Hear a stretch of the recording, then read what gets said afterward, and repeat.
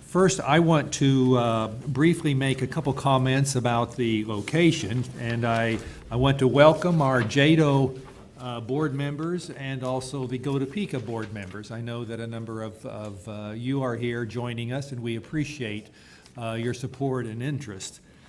Two brief comments about our new location.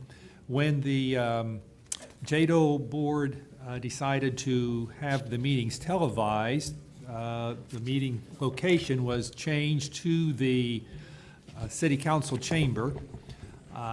In that process, it is a formal and less accessible location. So we looked around at different locations, and this was one that was considered. We do televised meetings from here. So we decided this is a place that we would use, and we are televising. The city expended some additional funds in order to upgrade our television capabilities so that we could televise live from here. Now, because this is a new operation, there will be a glitch or two, so we hope that you will understand and the public will understand. But we'll make it work as best we can. The other aspect or item to briefly mention about the meeting, JEDO and Topeka plan to have 3 workshops about the role of economic development and Topeka. The first was last October, and it dealt with attracting new industry to the city, to the county. In December, we had a second one, and that was on maintaining the business in the community. And this is the third in the series dealing with entrepreneur minority business. At the last JEDO meeting, the rules were changed, adjusted, and we are now having a minimum of one JEDO board meeting per quarter. So it was therefore appropriate to make this an official meeting, even though it was a workshop. So it's sort of a combination of both. This does allow us to take care of any any business that we have that we need official action on. However, there isn't any as in that sense, but this is an important meeting also just on what we will be covering. I do want to, if you allow me to briefly acknowledge the television people who work diligently to try to make all of this come together. Susie Gilbert, Communications Director for the city, and her team, Ronaldo Davis, Nels Anderson, Susan Rank, and Kevin Dame, all are the people who put it together and make it work, and we appreciate their effort. With that then, we'll have the clerk call the roll. We have Commissioner Bueller. Here. Commissioner Cook. Present. Commissioner Archer. Present. Mayor Wolgass. Here. Councilmember Hiller. Here. Councilmember Campos II. Councilmember Ortiz. Here. Councilmember Everhart. Councilmember De La Isla. Here. Councilmember Manspeaker. Here. Councilmember Schwartz. Councilmember Schmidt. And Councilmember Harmon. Thank you. I will recognize Councilwoman De La Isla for an addition to the agenda. Yes, thank you, Mayor. I would like to add to the agenda discussion with regards to the Downtown Economic Development Incentive Programs. Okay, that is a motion That is a motion, yes, to sir. add that item to the agenda. Is there a second?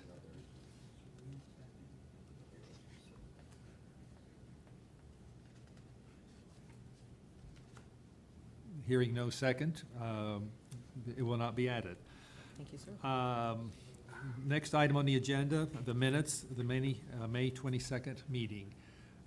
The board received copies of those. Are there any additions or corrections to the minutes?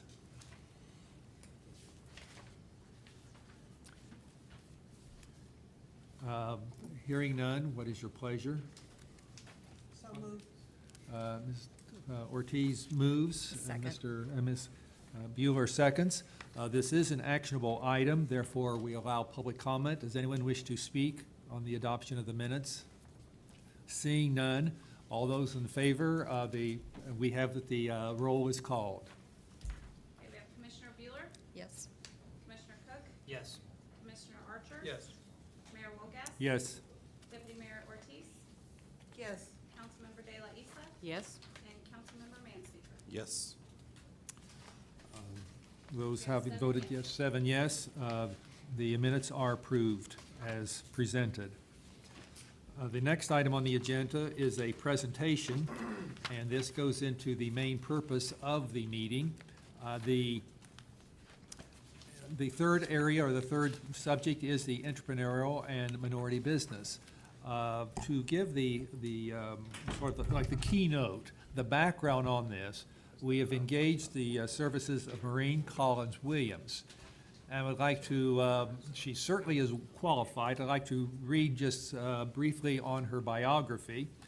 Collins-Williams is a professional speaker and trainer serving the economic development field since 2007. She works with communities and economic development organizations nationwide on topics associated with entrepreneurial development.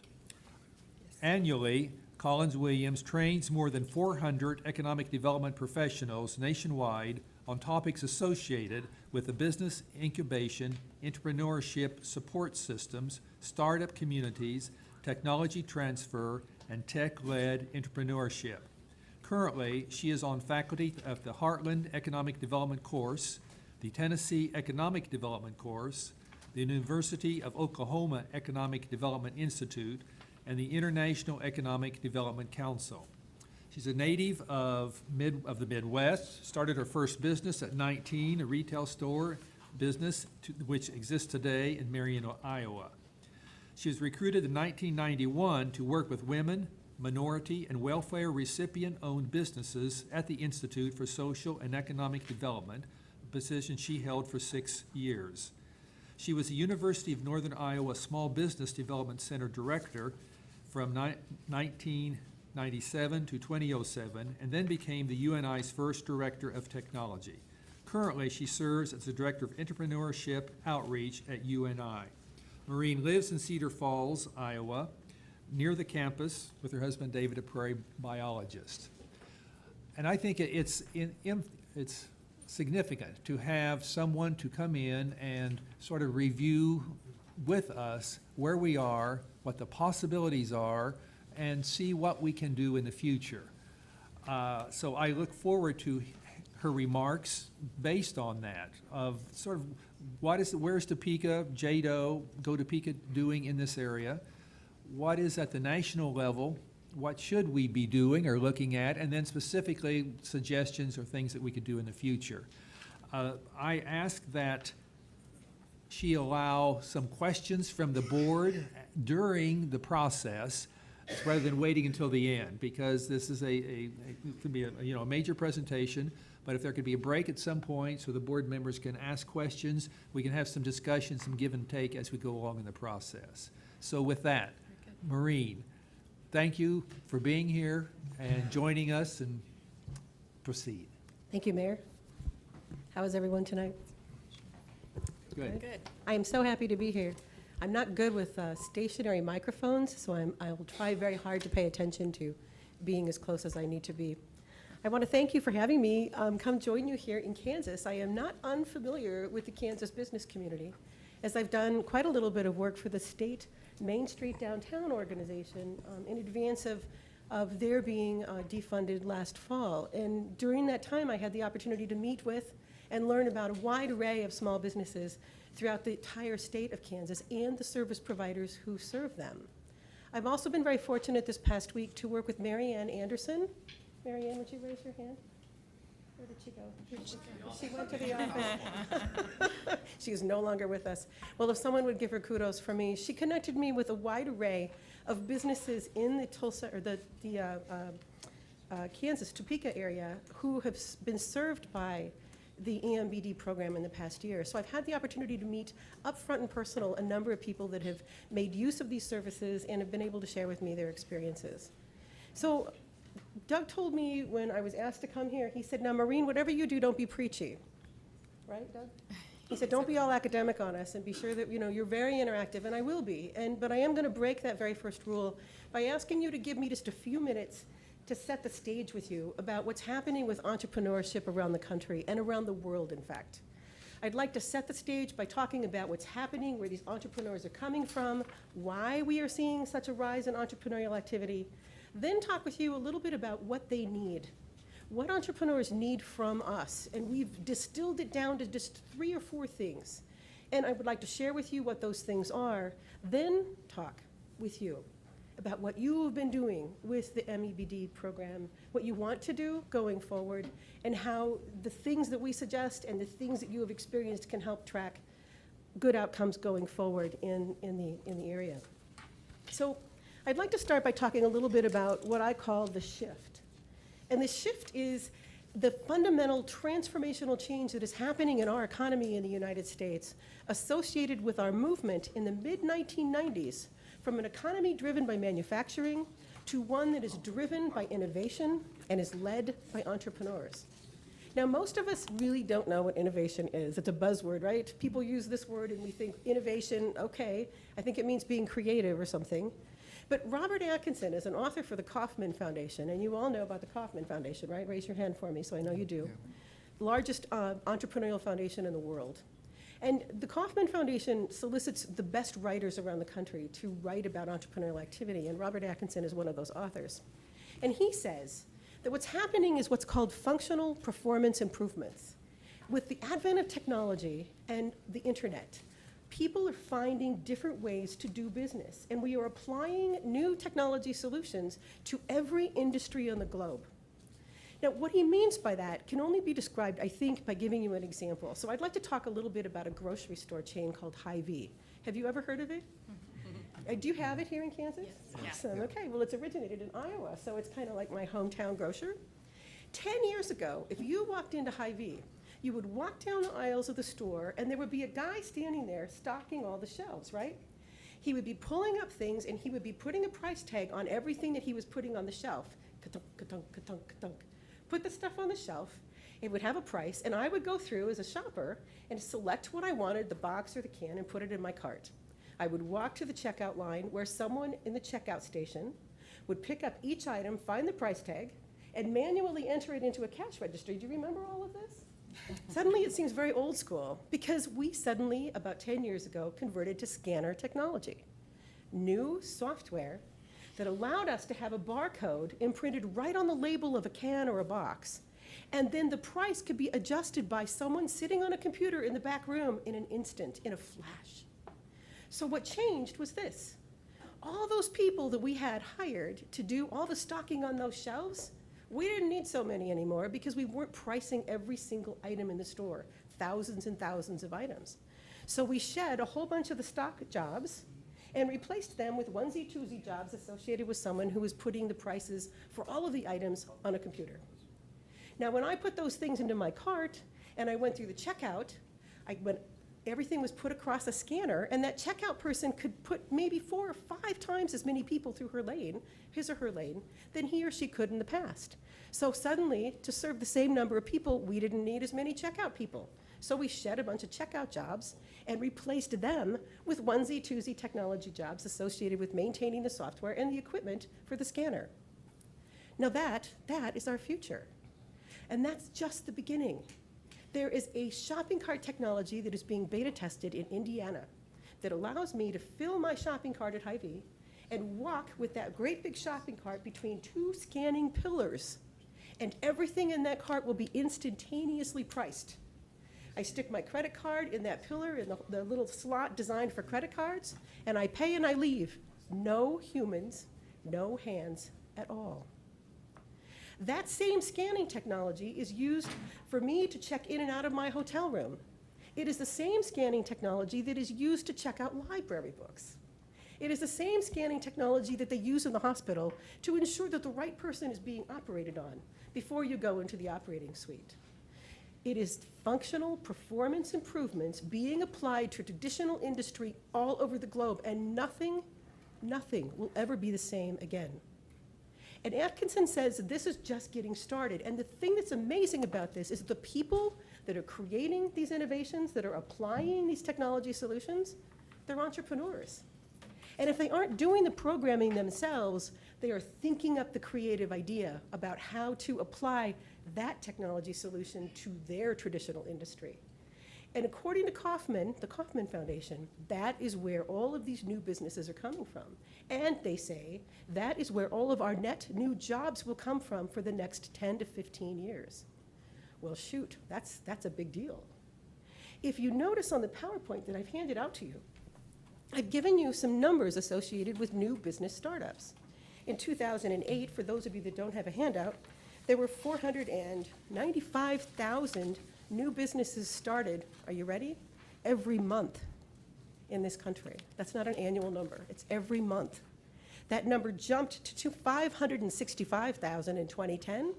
There were more new businesses started in the first quarter of 2010 than at any time in American history.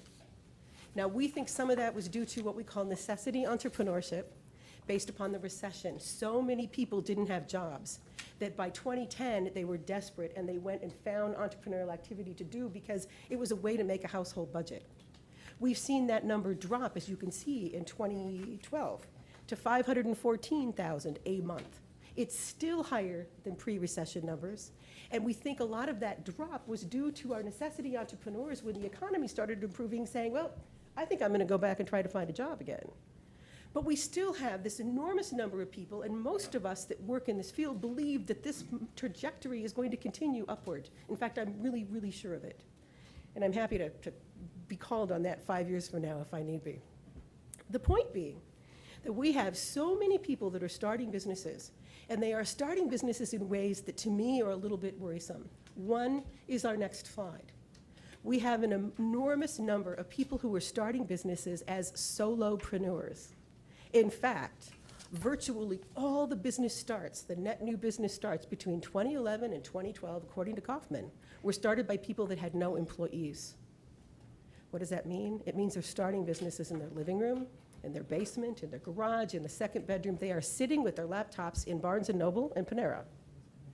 And we, as service providers, as community leaders, as people that are dedicated towards serving them, we don't even know who they are. They are not even on our radar. They have not joined the chamber as of yet, and we don't know what they need necessarily until we have a chance to network them and connect them. Huge challenge for us. The other thing that's interesting about this, the drop that I mentioned in new business startup between 2011 and 2012 was entirely, virtually all the drop was because of white males. White men are dropping out of entrepreneurship. Now, there's still way more white men that are starting businesses in this country than there are women and minorities.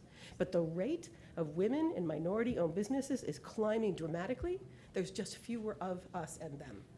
So the situation is one where we should be paying attention to what's happening with entrepreneurship. We should be watching those smallest of businesses to ensure that we know who they are and what they need. And we need to be able to understand what their needs are very well in order to serve them. Would you agree? Just say yes and I'll go on. Okay, good. Now, the next slide is something from the Lowe Foundation. It is a foundation out of Michigan. It was founded by Edward Lowe. He's the founder, creator, actually, of kitty litter in 1949. Can you believe that? Kitty litter is founding a foundation. And there's a mistake on the table. The table should read business demographics in Topeka, not business starts. So I want you to make a note of that, and I apologize for the error. But what I really want you to pay attention to in this table is the shift in where our businesses are. Between 2005 and 2010, we are seeing in Topeka, as everywhere in the country, a shift in the number of large businesses, a decline, coupled with a massive change and growth in the number of small businesses, those with no employees, just a sole proprietor, and those with 2 to 9 employees. Look at these numbers. 40, my glasses are so bad, what is that, 46%?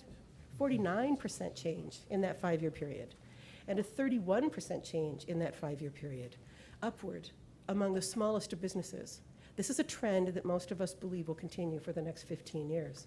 If this is true, we are looking at moving from about 29 million businesses in the United States today to more than 50 million businesses in the US by 2025. That's about 15 to 18,000 new businesses in every state every year between now and 2025.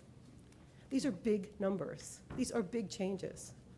And the thing I want you to remember about all of this conversation is that the future is looking entirely different than our past. We can no longer comfortably look at what we've done in the past with manufacturing, with our processing businesses, with our other traditional industries like ag that have so sustained us for so long, as the purveyors of what's going to come in our economy of the future, because the economy of the future looks nothing like that of the past.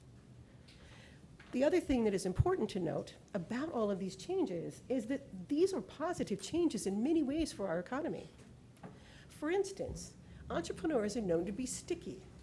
What that means is the National Business Incubator did a survey, they've done many surveys in fact, about people that receive a comprehensive array of services, such as business incubation programs. And they found that 85% of graduates stayed within 10 miles of where they received those services upon graduation. I have an online incubator program in Iowa called My Intranet. We serve approximately 2,000 small business owners every year with a wide array of resources and services, and we are finding the same kinds of results too. Entrepreneurs are sticky. One of the greatest challenges that we have, right, is we're losing our youth, that we have people that grow these companies and they get really big and then they run away to another state because it's a great incentive. Wow. If entrepreneurs are sticky, that gives us some hope that we can build an economy and keep those businesses and those jobs in one place. And we can build relationships with those business owners because they're local community members. We also know that people who are entrepreneurs also when they make decisions about their business, they tend to keep the needs of the community on par with the needs of the business. What I mean by that is it's really difficult to lay off somebody who you sit next to in church on Sunday. It is really hard to lay someone off whose kids go to school with your kids every day of the week in the public school. And I think that's fair. I think that we as communities give so much to our businesses in terms of the opportunity and the labor and the infrastructure and the support that they should in turn think something about the communities where they do business and ensure that they're not harming us when they have to make difficult decisions. And if they do harm us, to do it as effectively and as carefully and with as much empathy as they possibly can. And entrepreneurs are a perfect source of that kind of relationship. We also know that entrepreneurs create wealth. We know that if you start a business, you have two ways to make money. You can make money by paying yourself a salary, but then at the end of the year, you have profits. And those profits can be injected back into the business and grow the business, which helps our economy. Or those profits can be taken from the business and spent in our community on new things and new people, or donated into our community schools or other places. And that helps our community too. It does not such a wonderful thing when we have a company that is housed in another state, their corporate office is in another state or even another country, and they make those decisions, and the wealth does not stay with us in our communities. Entrepreneurship is so great in so many ways. So if we believe and if we agree, and I hope you do, that this is really something exciting that's happening, it's scary, it's change is hard, but if we agree and we believe that this is happening with us or without us, then we need to ask ourselves, what do entrepreneurs need from us? What is it that we as communities, that we as public service providers, as we as chambers and as economic development organizations, what can we do to support these entrepreneurs? And the answer is there's a whole lot of opinions about what entrepreneurs need. But if you take all the literature in the field, if you take all the good programs and policy that's being developed, it boils down to 4 key things. Entrepreneurs need community support. And by community support, I mean 2 things. They need a supportive culture, and they need infrastructure. And I'm going to talk a little bit more about that in a moment. Entrepreneurs also need business technical assistance and training. We all know that, right? They also need networks. And finally, entrepreneurs need capital. Now, quickly, what I'd like to do is walk through what those 4 things are and what it means in terms of how we deliver services. And then I want to talk about all the neat things that are happening here with your programs and your services and how they stack up with these national benchmarks. So when I talk about community support, the first thing that I want you to think about is culture. We need to respect, we need to celebrate and support entrepreneurs in substantive ways. We need to celebrate when somebody starts a business and acknowledge them, celebrate them through awards when they do something good, even if they're small. Acknowledge them when they add jobs, even if it's onesie-twosie jobs, because of the cumulative of all these businesses adding little bitty jobs can add up to a huge amount of economic impact in our communities. I want to ensure that every 16-year-old boy or girl sitting in a high school classroom, maybe even right now, taking classes, aspires to be an entrepreneur in much the same way that they now aspire to work for, maybe be the CEO of Mars Chocolate or Questar, two very important companies here in your area. I also want to make sure that we understand that failure is not a character flaw, that failure is a learning experience. We tend, not so much in our urban regions because we have some anonymity of our business activities, but in rural regions, it's a terrible problem that you should know about. That when we have businesses that fail, we tend to think that there's something wrong with the person that failed. When in fact, most people that have been very successful in American history have failed many, many times. I give you current examples like Steve Jobs and Bill Gates. But Abe Lincoln failed, I don't know, 10 or 11 times. He never even won an office until he won the presidency. But we don't remember that. We just simply remember that he succeeded at the end. And we need to afford that same kind of support to our entrepreneurs. In terms of infrastructure, when we talk about entrepreneurial infrastructure, we are not talking about the same thing that you have been learning about with BR&E in attraction. We're not talking about roads and sewers here. With entrepreneurs, the infrastructure definition is so different, and I think it's very exciting. Entrepreneurs are looking for things like hiking trails and water features and festivals and arts and diversity in our culture. They are looking for things that make our communities a wonderful place to live.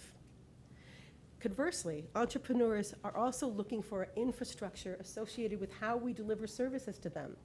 They don't want to have to go to 10 websites to find one loan provider. They don't want to have to ask 8 people for technical assistance until they find the right one. They need no wrong door. They need an infrastructure of support that is comprehensive and that is fair, and it gives them equal and strong access to the right resources at the right time. And finally, we need to make sure that we have bandwidth. Notice I'm not saying broadband. I'm saying bandwidth. Everybody pretty much at this point has broadband. We have to get bandwidth to our entrepreneurs, and there's a good reason for that, because these entrepreneurs are innovating with these functional performance improvements in ways that require that they have more access to greater graphics and greater sound and greater resources that only come through the internet. I had the opportunity to meet someone who I think is really special. His name is Brian Adams, and Brian is a MEDB graduate, and he has a business called SodaWorks. Have any of you heard of this? Anybody in the audience? This guy sells vintage soda pop. This is soda pop that is bottled all over the country by little bottlers in these little regional places. And he's selling like Bubble Up and all these cool things that I remember when I was a kid, and these really wonderful root beers that have these really strange, exotic ingredients in them, some that have been around for decades. And here's the thing about Brian. Right now, he is selling his wares in your markets and in your fairs. And he's got a little stand in a couple of his friends' retail stores.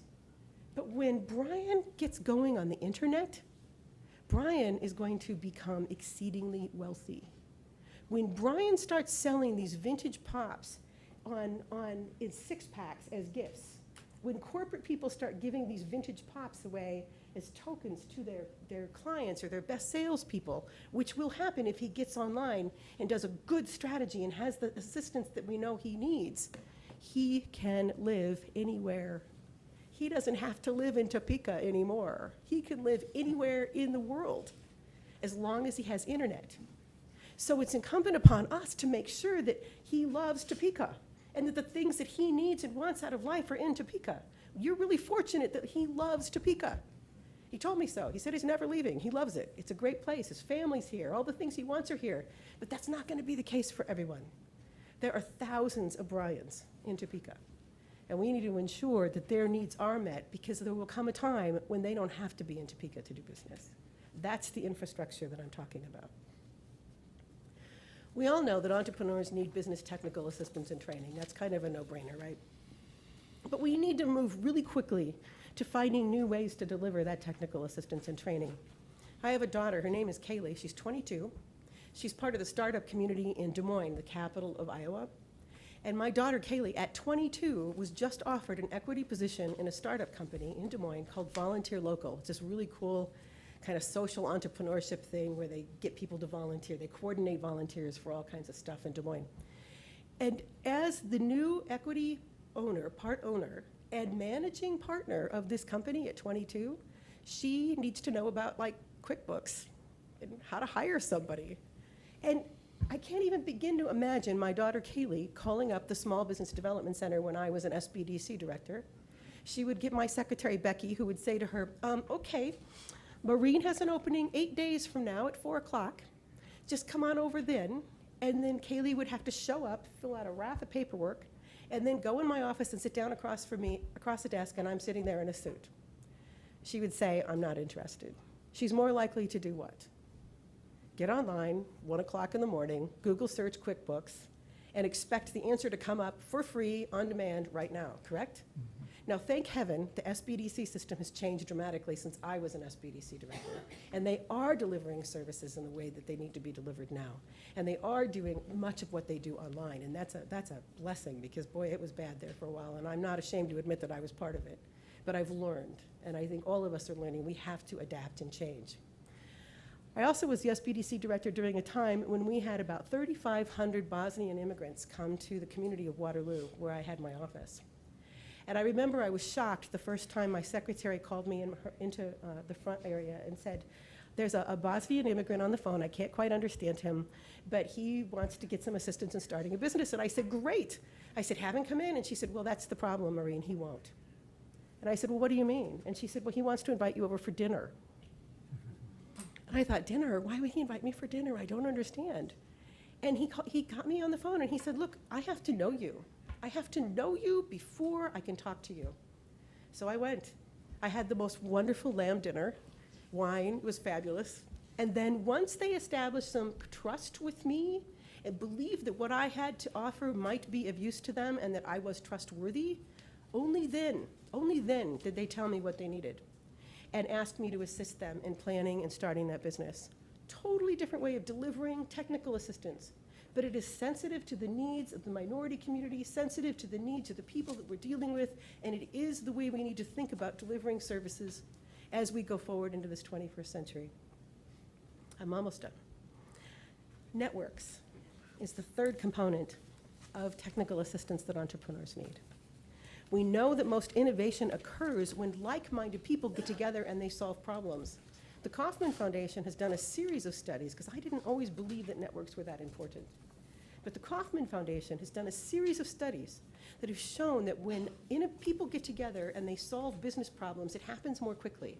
And when those business problems are solved, the solutions go out into throughout the industry much more quickly than they would if someone were solving those problems in isolation. And we don't just need like peer networks. We need people networked and sharing ideas, innovating and sharing solutions when they are in 4th grade, heck, when they're in kindergarten. We need to start early, network people well, that we need to help them form different kinds of networks, professional, peer, social, industry, you name it. And so it's important that we have those pieces, that infrastructure, built into place for our entrepreneurs. Finally, I've never met an entrepreneur who didn't tell me he needed capital, he or she needed capital. Everybody wants to know where the grants are. Everybody wants to know where the capital is. And here's the truth. The truth is we have no shortage of capital in this country. You have no shortage of capital in Topeka. The problem is entrepreneurs need different kinds of capital at different stages of their life cycle. And if you put it on a spectrum, it ranges from tiny seed grants that help somebody get to market to venture equity investment of $1 million or more in multiple rounds. And then there's this whole spectrum of capital that's needed in between. So when someone says to you, we don't have any capital, what they're really saying to you is you've got a gap in your capital stream that you need to fill. So it's incumbent upon us to figure out what that capital stream needs to look like and make sure that our entrepreneurs have access. Our technical assistance will get them prepared. The access to capital will make it possible for them to access what they need when they need it, because it changes over time as well. So these are the 4 resources: technical assistance, capital, networks, and community support. that we know entrepreneurs need. A healthy ecosystem has strong doses of all of those elements throughout the country, and the best ecosystems I have seen around the country have this, and they go deep and they go wide, and they offer it to a wide array of different kinds of entrepreneurs. The challenge is we have to customize these 4 things based upon the different kinds of entrepreneurs that we're dealing with. A micro-enterprise, a tiny minority-owned business, for example, does not need the same kind of capital, as per my example a moment ago, as a venture company. So we have to tailor these 4 things in such a way that they meet the needs of the size or the intent of the business owner that we're serving. If I were to put all the entrepreneurs in the United States into a big, fat pyramid, at the very bottom of this pyramid, representing 20 million out of 29 million companies, would be the kind of entrepreneur that I call micro-enterprises. These are our tiniest of companies, the tiniest of businesses. They are our candy shops, our antique shops, our upcyclers. They are our cake decorators, our bed and breakfast owners, our art galleries, and our tutors. Are you thinking of someone in your head when I say these people? They are driven by passion. They start a business because, in many cases, they want to teach kids to read, so they open a bookstore. They want to create a place for all of the regional artists to showcase their work, so they open a gallery. They are not so much profit-oriented as they are passionate about their community or passionate about an event or a goal. The problem with micro-enterprises is they suffer from a bad rap, from many of us, in my field. And that bad rap is tied to their longevity. The average microenterprise goes in and out of business in 1 to 3 years. Now, as an economic development professional, I have to ask myself, my goodness, how is that beneficial? If I don't own property, I tend to rent as a microenterprise. If I don't hire a lot of people, they hire usually fewer than 5 employees during their life. If I'm not paying property taxes, if I am not hiring a lot of people and the wages are probably pretty low, and I probably don't have a lot of benefits, right? Why do I want microenterprises? Their sheer number alone should not make me want to serve them. Well, let me share with you why microenterprises are so very, very important to our economy. First and foremost, these are the people that create the differences between Topeka and Lawrence, between Emporia and Manhattan. They are the spark, the sense of place, and the personality of each of our communities that set it apart from all others. They make the difference that big boxes cannot. It's like going into a bookstore and finding out that it's haunted. Is that cool? I think that's neat. I would go to that bookstore. Or going into the chocolate shop to discover this marvelous, some kind of a mint chocolate thing that nobody else has, and you'll probably never have again in your life. That is what microenterprises bring to the economy and to our community and to our residents. In addition, microenterprises bring other entrepreneurs to our community because they are placemakers. They create that place, as I just mentioned, that other entrepreneurs that have higher aspirations want and aspire to. So when Brian gets really good at his business, one of the reasons he's going to stay is because of all those wonderful microenterprises that are in Topeka. We also know that microenterprises oftentimes engage in business that for-profit companies, other for-profit companies, will not or cannot engage in. I went to Denison, Iowa once. It's a teeny tiny little town in western Iowa. And I was staying overnight. I was doing a little presentation for their economic development group. And they didn't have a hotel. And they put me up at this marvelous 1860s brick Italianate mansion. Turns out it was owned by a Civil War general, and it was gorgeous. 5 bedrooms and a ballroom, and I was the only person in that entire bed and breakfast all night. I was a little nervous, I gotta tell you. And the amazing thing about it is that the thing does not make any money. In fact, it runs red, it bleeds red. But it was restored and kept and maintained for 2 reasons by the owner. One was they had a sense of community history and they wanted to preserve it, which I appreciate, but I can't always find the economic justification for, right? But the other reason that they did it was because they knew the town did not have a hotel. And an economic development professional without the ability to bring a recruit in and keep them overnight is an economic development professional who is impossible, cannot do his job. So this particular business owner was doing something that a typical for-profit business would not or could not do because the profits were not there. Microenterprises do that day in and day out.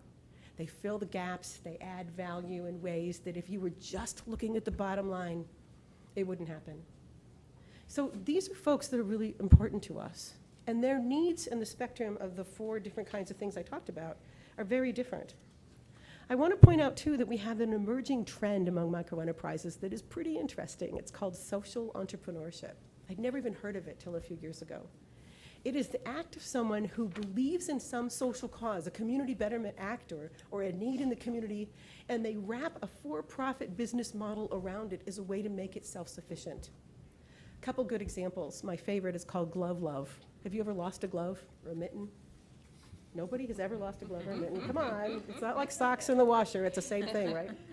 So you lose a glove, and you take the other one that you still have that's really cool, right? But it no longer has a mate.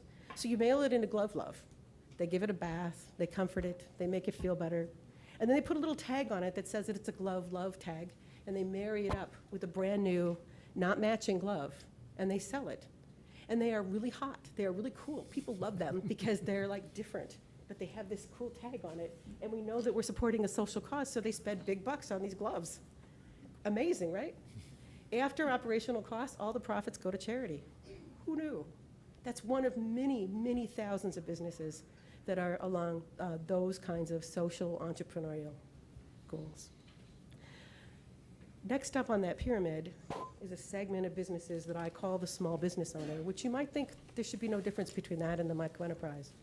But the small business owner is someone who is profit-oriented. They pursue what we call normal profits. They're not out to make a killing. They are out to have a lifestyle in the community. Now, small business owners are like our butcher, our baker, and our candlestick maker in Topeka. They fill the niches for the needed goods and services that give us a healthy economy. A good example is our grocery store, our hardware store, our dry cleaners, the auto repair business, our locally owned clothing store, many of our locally owned restaurants, the ones that are really well run, that are there for the long run. And these are people who run them that put a pretty substantial investment into their business. As you can see, typically $50,000 to $500,000 is what we see invested in by small business owners when they start. Now, small business owners are really unique because they provide to us some community benefits that we often don't think about. I have not had a chance to get into downtown Topeka, but do you have historic buildings in downtown? Mm-hmm. Yes? If you look at the top cornices of many of those buildings, I'll bet $1 million there are names and dates on many, the Baker, 2003, or 2003, yep, 1903. Those are businesses that were founded by the small business owners of the last century, seeking a lifestyle, seeking a sense of place in the community. These are folks who oftentimes become our elected officials, like you, our mayor, our city council, or our county supervisors, county commissioners, excuse me. In Iowa, we call you supervisors. But these are the folks who are here to make a difference, to live a life, and to be a part of the community in a substantive way. Small business owners used to be largely driven by women. Today, we see almost an even balance of small business owners between men and women, as different folks are seeking, especially in the technology field, new and emerging types of business models. Now, I don't have time to talk with you, sadly, about the other rest of the pyramid, the innovators and the venture companies, but suffice it to say that these are small numbers of folks that are doing amazing things, but they are very, very different from our small businesses and our microenterprises. And I would be remiss if I did not mention these solo entrepreneurs, which I kind of hinted at earlier. The big change, when I looked at those numbers with you from Kauffman Foundation about the numbers of business starts in 2011, the 514,000 a month, virtually all of those businesses that started were solopreneurs, no employees. And Kauffman lamented this in their report, saying this is terrible because it takes so much longer for a company without any employees to grow to having 10 or 12 or 15 employees where they can have some substantive impact in our economy, and they're right. And so it also concerns me that we don't know who they are. And the greatest challenge that we are facing right now is under our noses, behind our radar, are all of these people that are starting businesses. And some of them are substantive, professional, home-based businesses where their owners are earning six figures and much, much more. And we're not quite sure where they even are, or even if they exist, we just see them in data charts like the one I showed you. So the biggest challenge that we face going forward is trying to figure out who these people are and where are they and how do we find a way to connect with them and then begin to build relationships with them and serve them. And that will be one of our challenges in the coming decade, I think, across the board and across the nation. So I have a handout that I'd like to share with you. Oh, no, a test. Thank you so much, Marianne. And what we've done is, I've had many conversations in the past couple of weeks with small business owners from throughout Topeka. I've had the good fortune of having a conversation with your mayor and with our economic development folks about what has been happening with the MEDB program, what kinds of services have been provided. I had quite a little bit of conversation with Cindy Legg, who was marvelous, by the way. Thank you so much for her time and talent. And from that, we've put together kind of a short handout. And I want to now talk with you and learn more about where you envision these programs and services going in the context of this is what's happening. This is really important for us. This is really important going forward.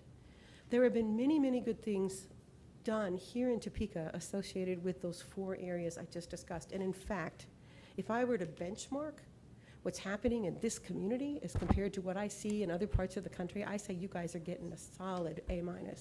Solid. You are doing really good work. There are always ways to improve, and I would encourage you to embark upon that because the bar is getting higher and higher, and the bar is going to get a lot higher a lot faster. And so what you're doing now, you cannot rest on your laurels with, in my view. So what we've done is we've kind of taken apart your program, and we've looked at what kinds of things are you doing in each of these 4 benchmark areas. What have you accomplished so far? And you're touching all 4, and you're doing a good job with all 4. And I want to talk then, if you'd like, to discuss a little bit about what kinds of things do you want to see going forward? What kinds of things do you think are needed? What kinds of changes and enhancements do you think would be viable and appropriate for Topeka and this program? Because it's a very, very important program. You are very, very fortunate to have it.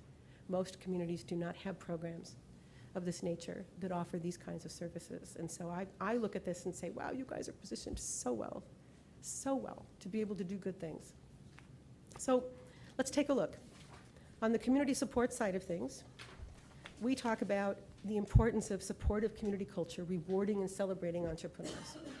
I think one thing that stuck out for me was you have an annual awards ceremony where you nominate and you acknowledge minority and women-owned businesses. Is that correct? And that's in the spring or in the fall? In the spring? That's a huge and important piece, and I'm tickled that you're doing that. There's funding provided to graduates of your courses so that they can be a part of the local markets and fairs. That's really important to me because it gives that, where you say to someone, well, look, there's Joe. Well, he's doing this. I can do this too. People that we see that are our neighbors and our friends and other folks that are doing business, and we see them doing business in our community, it gives us the courage to stick our foot in the water and try and do it too. So I think that's really, really cool that you're doing that. And then there's an initiative that Cindy spent a lot of time telling me about associated with how your resource partners in the area are collaborating to create what I call a no wrong door approach.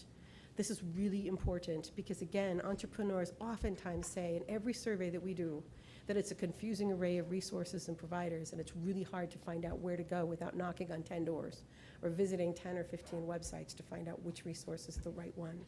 So I would encourage you to continue on with those things. Are there other things that you think you're doing well or that you think you could improve upon in that area?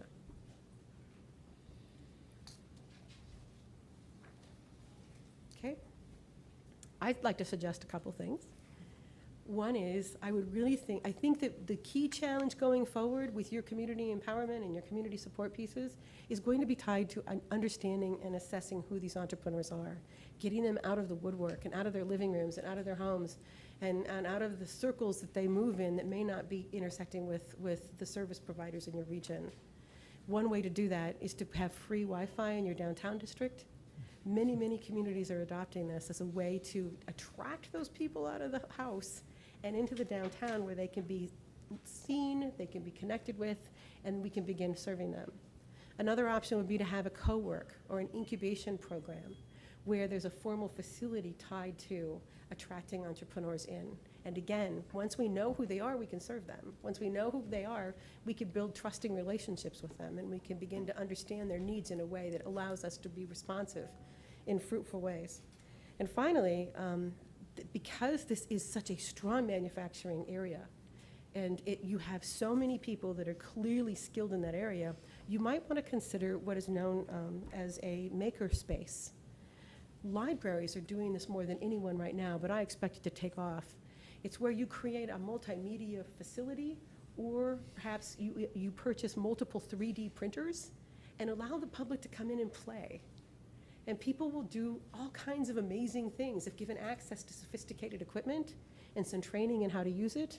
And then they're with other people that are thinking the same way they are. Do you see how innovation can begin and how it can occur? The maker spaces that are in libraries are probably the most effective in Arizona right now. They have created a series of them, and they have also tied it to a co-work facility, and it's called the Alexandria Network. And it's one of the most, I think, advanced ways of attracting and beginning to understand and serve those innovative entrepreneurs that are solopreneurs. Under business technical assistance and training, I think you guys are the poster child for the country. I do.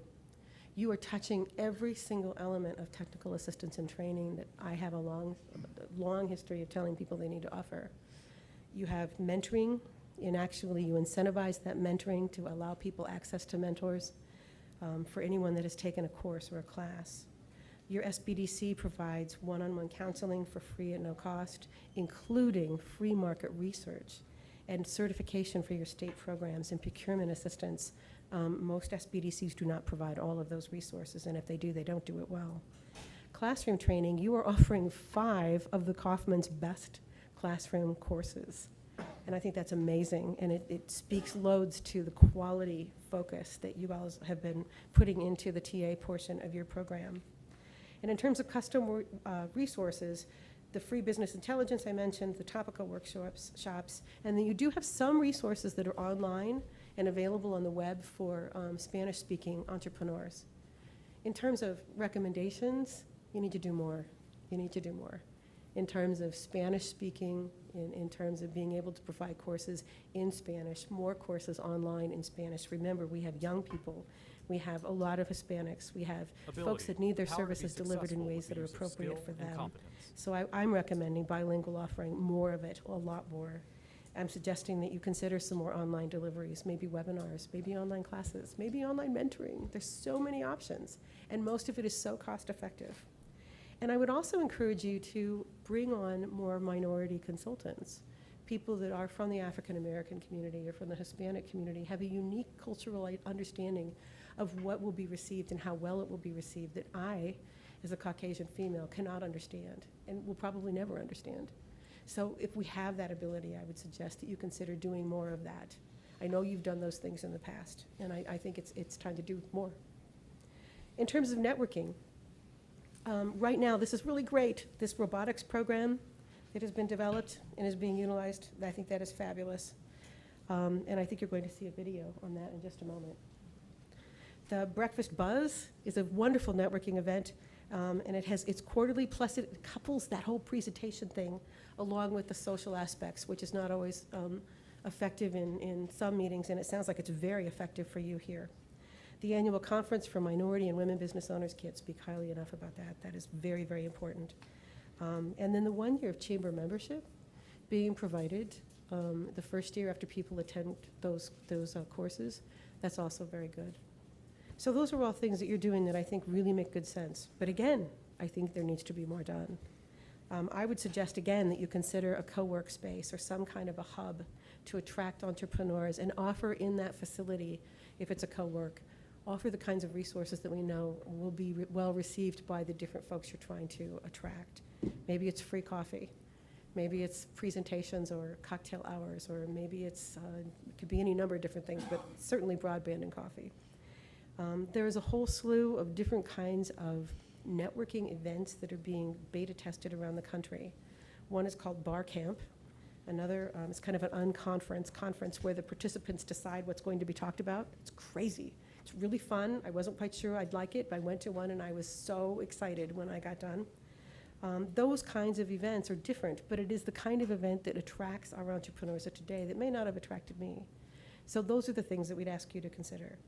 And then in terms of capital, you have a wonderful specialty fund, the First Opportunity Fund, which is a huge and usually missing piece of the entrepreneurial capital spectrum on this far end that serves micro enterprises and small businesses.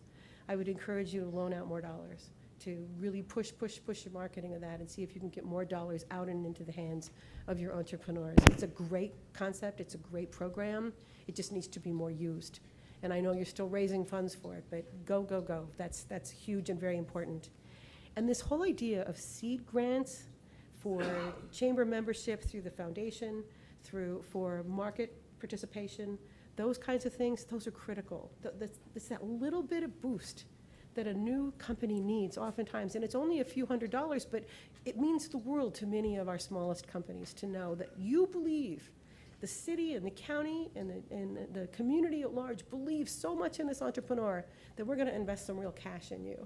We want you to go to market. We want you to be a part of the chamber. We want you to go and do those things that we know you need to do, and we're gonna help make it happen for you. So those are really important. I would encourage you to adopt some things like we do in Iowa with contests. We have an amazing contest in Iowa called Dream Big, Grow Here, where we have regional hosts who put together a contest with their own rules. Entrepreneurs are invited to upload a video or a PowerPoint or some pictures and tell the world why it is that they deserve $5,000, no strings attached. In 2.5 weeks in Iowa, our statewide Dream Big, Grow Here contest attracted more than 100,000 people voting, pitching, and writing comments to one another online in 2.5 weeks. It's an amazing opportunity to get those entrepreneurs out of the woodwork, but it also creates that celebration and that respect. We value you so much that we're gonna have a contest and give $5,000 away to one of you. That's a big deal, and it means more than you can ever know to the smallest of our businesses. So those are the things, and here I didn't even ask a question. You're gonna yell at me, aren't you? Mm-hmm. So those are the kinds of things that we believe, I believe, given my experience in working with communities and with entrepreneurs all over the country, these are the things that I think are important. And I hope that some of this can be worked into your future plans as you start thinking about how to move forward with this program. I will reiterate again, you're doing a good job. You just need to do more. Can I answer some questions? Can we talk about this some more? Are there questions? One I have, you talked about we should do a better job of identifying the entrepreneurs, et cetera. What are some things that cities do to do that, to bring them into organization or identify them to be helpful? You know, Doug and I had this conversation this afternoon. That was his first question to me as well, if I remember correctly. One of the challenges we face is that if you don't have a business license requirement or registration requirement, we are loath to do that, right? Big government, more regulation, ick, nobody wants to do it. If you had it, you would be able to know who is starting a business, when they start the business, and the basics around which you could begin to communicate and build those relationships with them. Barring that, I know that it's tough. We, in Iowa and elsewhere, we look at sales tax applications. We look at, what were we talking about this afternoon, Doug? Secretary of State's office. Secretary of State's office requires most businesses in some form to register, is that correct? Mm-hmm. Whether they all do or not is kind of the iffy question, but that would be a really wonderful place to start. Now, if we can't use our formal channels to do this, I would encourage you to look at things like the contests. I would encourage you to look at things like, as Jim said this afternoon, your new city manager, he said, you know, if you build it, they will come. There are communities that believe if you build a co-work and you create a space that it's come one, come all, and you can stay for half a day or a week or a month or whatever works for you, that people will come. And there are communities that are demonstrating that, yes, that's true.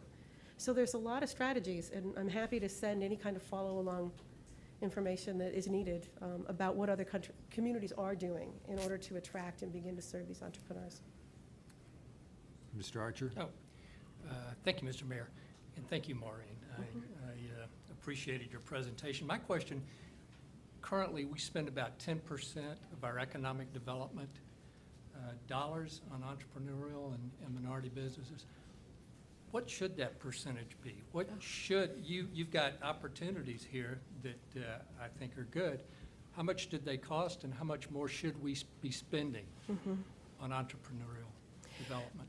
That is such a good question, and honestly, it can only be answered by a strategic planning session, I think, of your EDO. One of the things that's unique about Topeka is you have a very strong manufacturing base. You are quite unique. There are only a handful of regions that I'm aware of that are doing seemingly as well as you are with manufacturing. Hence, you're not in the situation that most communities are in as of yet, where entrepreneurship is the key driver. I'm going to California on Sunday, and I am talking to Chamber of Commerce execs who are being asked to take over EDO functions throughout the state of California because recruitment no longer works for them. That's how difficult it is in other parts of the country. And they're looking at entrepreneurship as their number one priority. So they're saying, we're going to spend 50-60% of our budget on entrepreneurship. So it depends upon the region that you're in. I don't know if 10% is too much or too little, but I would encourage you to keep your eye on that ball and to start to do the research needed to understand who's out there and how many of them are there and how is it growing.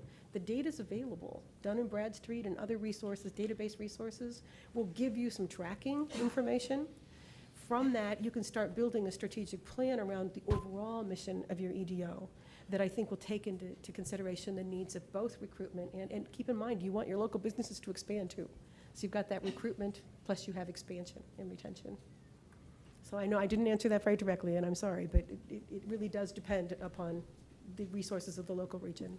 Well, that's what consultants usually do, so Oh, whoops. I understand. Thank you. Ouch. Mr. Cook? You talked about sitting down with eating dinner together, and you had to actually become part of the culture before you became accepted. Given that, and given a resistance or a hindrance that sometimes encounters with the chamber or being part of the business, would you encourage this economic development of minority businesses or women-based businesses to be not part of the chamber, to be completely separate from, and have an economic driver that is completely departed from the chamber in order to have that acceptance within the community? Wow, that's an interesting question. It seems to me that the acceptance or non-acceptance of assistance is tied in those circumstances to the individual. So if you have a person who represents the chamber or the EDO or the establishment in a way that is not trustworthy or is not viewed as credible within a particular ethnic community or culture, then the solution to me would be, rather than pull away from that organization, to find someone in that organization that can come and use the resources of the EDO to deliver those services in a way that is effective. And I guess really my question comes back to, if it is so intimidating for a person to come into the chamber, to say, I need help, or I'm trying to start my business, and you talked about your daughter coming into the small business development. And your daughter, I'm assuming, grew up around you, working in a small business. This was an area that she should have felt very comfortable with, having grown up in it. But if it was intimidating for her, what are we expecting of people who this is a completely foreign and alien concept? And it's not that they don't have good business ideals or models, they just need to be accepted in a term that they can understand. That's why we so often talk about peer learning and its importance. There are roundtables that have been developed, particularly in some of our minority communities, whereby the most important activity is that which occurs among peers around the table. So perhaps ways in terms of putting that together might be to have a roundtable in a church if you're in the Hispanic community. In my region, you know, the Catholic Church is really huge in our Hispanic community, so we have roundtables that are held in the Catholic Church, and they are led by community leaders, not by me. And what that does is it builds we give the resources, we give the support, we give the sponsorship, we make it happen for them, we do all the grunt work, the back end stuff, and then the entrepreneurs themselves and then their local leader pulls together kind of the interaction and guides that peer learning. Because the goal here is not to keep us separate. The goal here is to ultimately bring us all together. And one of the challenges that we have with the Hispanic community in particular is what I call the silent economy. So many of our Hispanic entrepreneurs, and correct me if I'm wrong or if you feel like this is not right, But they start businesses on the side without any help from anyone. In the back of the truck, on the back porch, and they pay no sales tax. They hire somebody, it's cash under the table, right? That doesn't help anybody. So the goal ought to be, how do we bring everybody together so that the Hispanic business is part of the community? Well, the way we've learned that Hispanic businesses grow is they start and they only do business within their own community. Then they grow and they do business with other minority businesses like African Americans and Bosnians and Asians. And then eventually, they will do business with the Caucasian or the broader white community. And so we have to figure out a way to help bring them along, because we know the benefits of being a part of an economic development organization or a part of the chamber, and they're substantial. But it has to be built on trust, and it has to be built over time on shared resources and shared values. So we all have to change. But I don't think separating and pushing away is the way to do it. It's the easiest way to do it. But I don't think it's the right way. Okay. Mrs. Beeler? Maureen, thank you. I think you've given us a number of tools to help us reach out to different groups in our community, and I appreciate that. And I'm hopeful that some of those are considered then and incorporated into what we're going to be facing in 2014. But I appreciate the fact that it's pretty diverse, and you've given us this kind of global perspective of entrepreneurs. So thank you. Thank you. Thank you. Mrs. Hiller? Could you talk a little bit about how, in particularly the minority and entrepreneurial development sector, a community should define success and what the goals should be? Oh, I love that. Thank you so much. What a great opening. With the smallest of our businesses, micro enterprises and small business, the term success is very variable. It's very different, and it's largely misunderstood. Micro enterprises with this 1 to 3 year lifespan, SBA, when they go out of business, says that, oh, the failure rate of a micro enterprises is 65%, or whatever the rate is today. I don't know what it is now, but it's very high. But the truth of the matter is that micro enterprises tend to go out of business not because they failed, but because they had a change in life. That if I started a business to pay to put my kid in Catholic school, and when that kid graduates from high school, okay, I'm good, I'm done, and they close. And we are not respectful or understanding. Maybe we're respectful, maybe we're not understanding of that. And so if we know that micro enterprises operate that way, then we adjust how we deliver our services, and we adjust our expectations to be respectful and to celebrate what they do bring to our community. Because when that chocolate shop goes out, 3 years after it opened, it might be replaced by a haunted bookshop, or it might be replaced by a really cool, cool 1950s antique shop. That is the nature of micro enterprise. That is the nature of the color and the tapestry of our downtowns and our tiniest of economies. So we need to redefine success. Now, if you were asking me that question about innovators, those guys that, they're profit analysts, they see a market opportunity and they go act on it, and they drive you crazy, but when they go, they make big bucks and they hire lots of people, but when they fail, they go up and smoke in like really public ways, like front page headline type stuff. Success is different for all of them. And I think it's incumbent upon us to be able to understand that success does mean different things in these different segments of the entrepreneurial community. Does that answer your question? Kind of? So. Tell me what you were thinking. What were you getting Well, at? that whole success, failure, and what is a success was where I was going.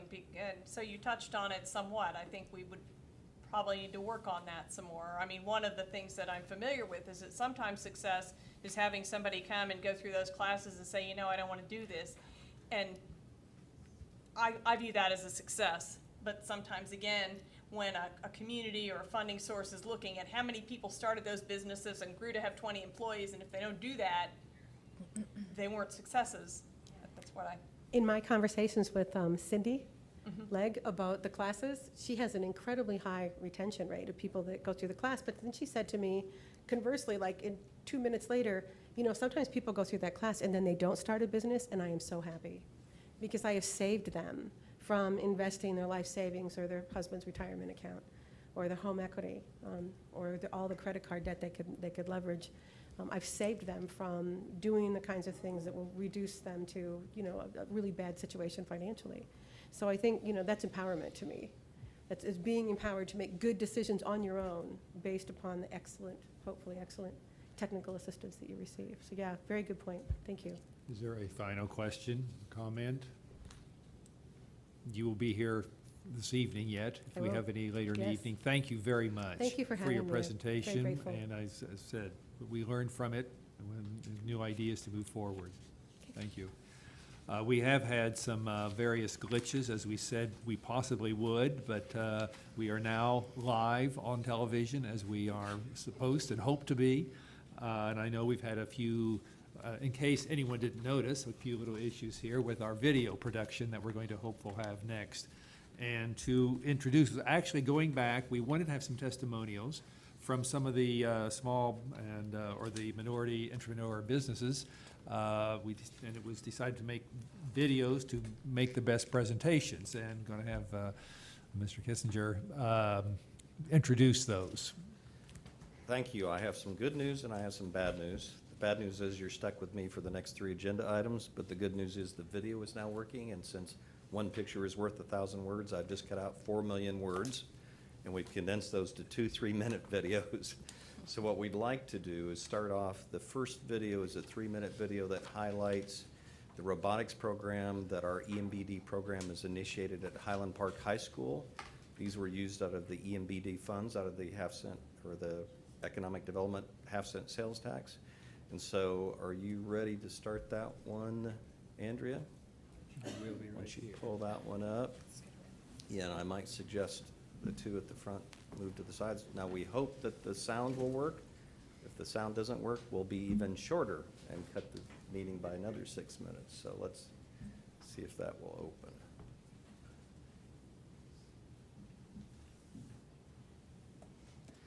I might mention that this is a partnership program with the Topeka 501 School District, and the MBD Advisory Council is specifically focused on East Topeka and the Highland Park High School. So are we ready to, is it loading, do you think?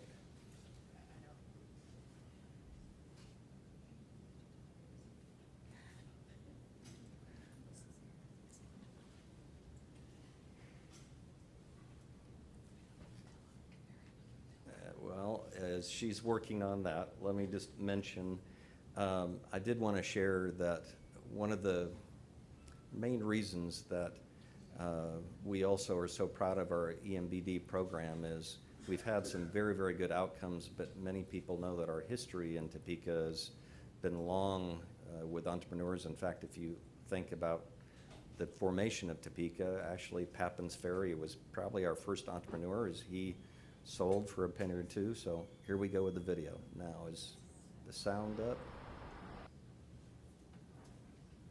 Let's see if that. And is Ronaldo here or not? Maybe Ronaldo went back to the, oh, there he is. Ronaldo, we'll give you a second to see if the sound works on this. If not, we'll go on to the next item. What I might suggest is they're working on that. There's actually in your meeting packets, there's 2 sheets that, let's, if you don't mind, Mr. Mayor, we'll skip to item number 6 as they're trying to see if those work. And if not, I would suggest we'll go to item number 6, our program results, and then see if we can finish with the videos. Is that okay with you? Yes, let's do that. So in your packets, there's a sheet that there's 2 columns of numbers that it says at the top, Go Topeka EMBD Impact Statistics. And I'd suggest we focus on those. So the left column shows what our results have been so far in the year 2012, and the right column is a collective period for the years of 2009 through 2012. So just to remind you, the Ewan Kaufman courses we've offered in 12 were 4 of those courses, but in the last 4 years, we offered 42 different courses. Some of those were the Ice House. Your robotics program. Yes, it's a.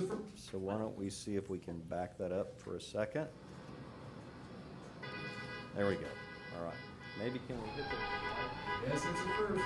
Go Topeka pilots the nation's Yes, first it's a high first. school industrial Go Topeka automation pilots the robotics nation's program. first high school Yes, industrial it's a automation first. robotics Go Topeka program. pilots the nation's first Yes, high it's a school first. industrial Go Topeka automation pilots the robotics nation's program. first high school industrial Yes, it's a automation first. robotics Go program. Topeka pilots the nation's Yes, first it's a high first. school industrial Go Topeka pilots the nation's In an first high economy school. where businesses are constantly surveying In an economy where businesses are constantly surveying the bottom line, new technologies are important to creating efficiencies and increasing return on investment.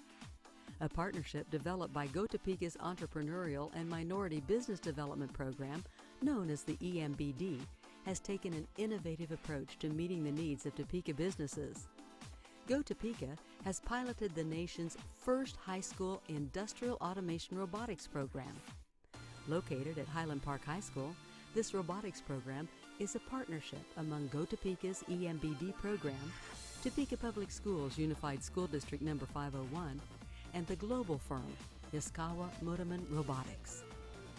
Although known over the past 35 years for their presence in the automotive industry, robots can now be found in a variety of other industries. They are increasingly used in the food and beverage industries, the pharmaceutical and healthcare industries, and in the development of renewable energy. Indeed, there are a number of Kansas companies that are taking advantage of these innovative trends in technology. And as they thrive and grow, they need a workforce with innovative skill sets. Upon completion of the robotics program at Highland Park High, students earn a basic industry-recognized certification to operate and program industrial robots. Any student from Shawnee County is able to work in this world-class environment, learning how to optimize robot and equipment placement, perform collision detection, and reach modeling and cycle calculations. Students endure a rigorous curriculum, and they must understand all concepts to earn the certification to operate and program a Motorman robot. Go Topeka's Entrepreneurial and Minority Business Development Program created a plan of action that led to the robotics program coming to Highland Park. EMBD had the foresight to see an existing need and to develop partnerships to fulfill that need. The Industrial Automation Robotics Program will give Topeka students a once-in-a-lifetime opportunity. The use of automation techniques is on the rise, and as businesses grow and change, they need a workforce that possesses 21st century job skills. This innovative partnership will serve as a template for others globally. Locally, EMBD is committed to growing and training businesses and providing for their workforce needs. With an experienced workforce trained in robotics, Topeka can attract new industries and remain at the forefront of entrepreneurial advancement.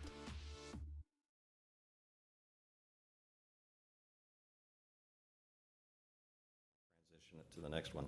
Should mention that that robotics program really helps prepare our workforce of tomorrow for many of our manufacturing companies. And our concern was many people today are thinking of your grandfather's manufacturing job, which is a more heavy labor, different. The power to be Can you successful. stop that just for a second? Thank you. So our concern is that we've been hearing from many of our leading manufacturers that they needed individuals who had skills in robotics, skills in hydraulics, electrical skills, and we were also wanting to do what we could to focus on Highland Park High School to help bring it back and provide the opportunity for our youth today to get excited about the technology, the computers that are available in today's manufacturing.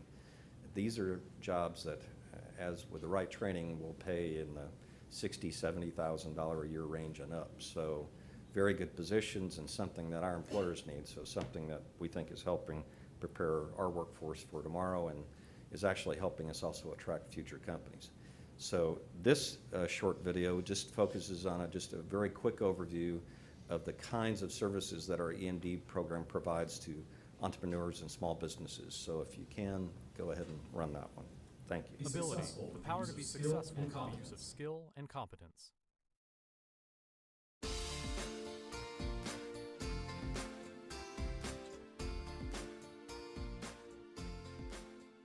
EMBD is the Topeka source for empowerment of minority and women-owned business enterprises.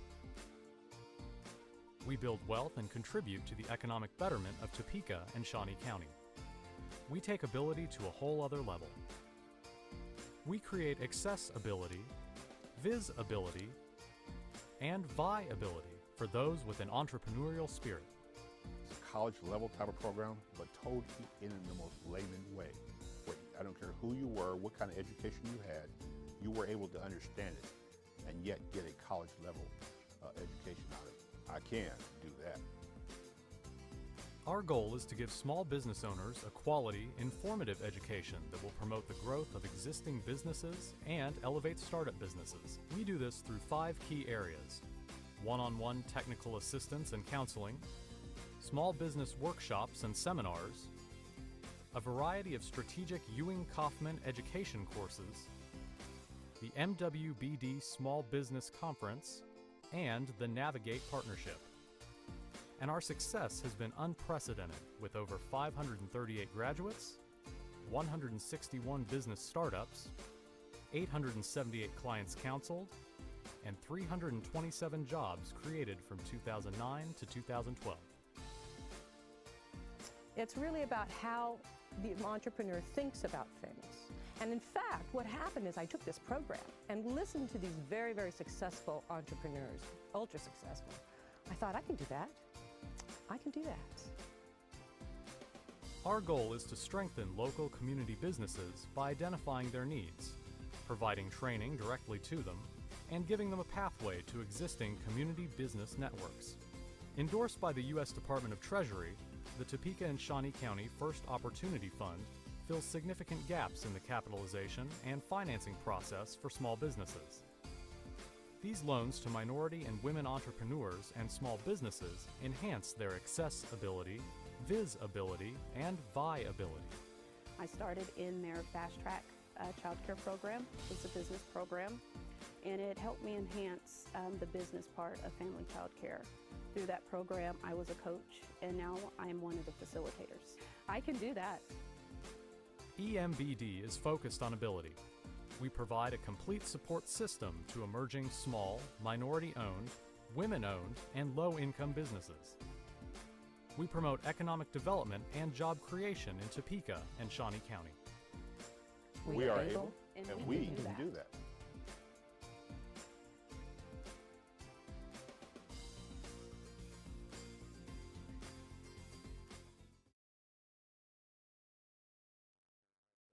Ronaldo, you can hit those, thank you. So let me just summarize. You saw what some of those outcomes are. Really what we're trying to do is prepare, hopefully, or plant the seeds for some of our, maybe some of Topeka's future major employers. I'd provide you the examples. Some of our 3 big headquarters now all started here as entrepreneurs. Think a little over 100 years ago, Security Benefits started with less than 5 people. They were a little insurance company, put in a small amount of money, and look where they are today. Zoom forward a little bit more, think of Hill's Pet Nutrition. Hill's started with a small individual looking at doing some small pet food and grew over the time and ended up selling the Colgate Palmolive, and now we have their research and development center, their headquarters, and one of their larger manufacturing facilities. And then some of you might remember a little small shoe store. Volume Shoe started here and kept adding, and now we have the corporate headquarters of Payless Shoes. And then I'd zoom you to even more current times, and one maybe that not as many of you are aware of, but need to be and should be, and that would be a company called Advisors Excel. Advisors Excel started about 5 to 6 years ago, had less than 5 people. They are the ones that have recently bought the Marlins Furniture Building, have expanded into that, and they're well on their way to a couple of hundred very highly paid, highly trained, effective salespeople in the investment industry. So we're fortunate to have those kinds of companies, and our hope and belief is that some of these companies might be some of our major employers for tomorrow. So if you look back at your spreadsheet, what I would just highlight some of those results, and then we'll take questions if there are about our EMBD program. So we were talking about the Ewing-Kauffman courses. We've offered 4 in 2012, but 42 over the last 4 years. We had 53 clients last year. We had over 500, we had 538 clients, and you can see what the percentage breakouts are of minority-owned and women-owned and low to moderate income. Our graduation rate in 2012 was 92%.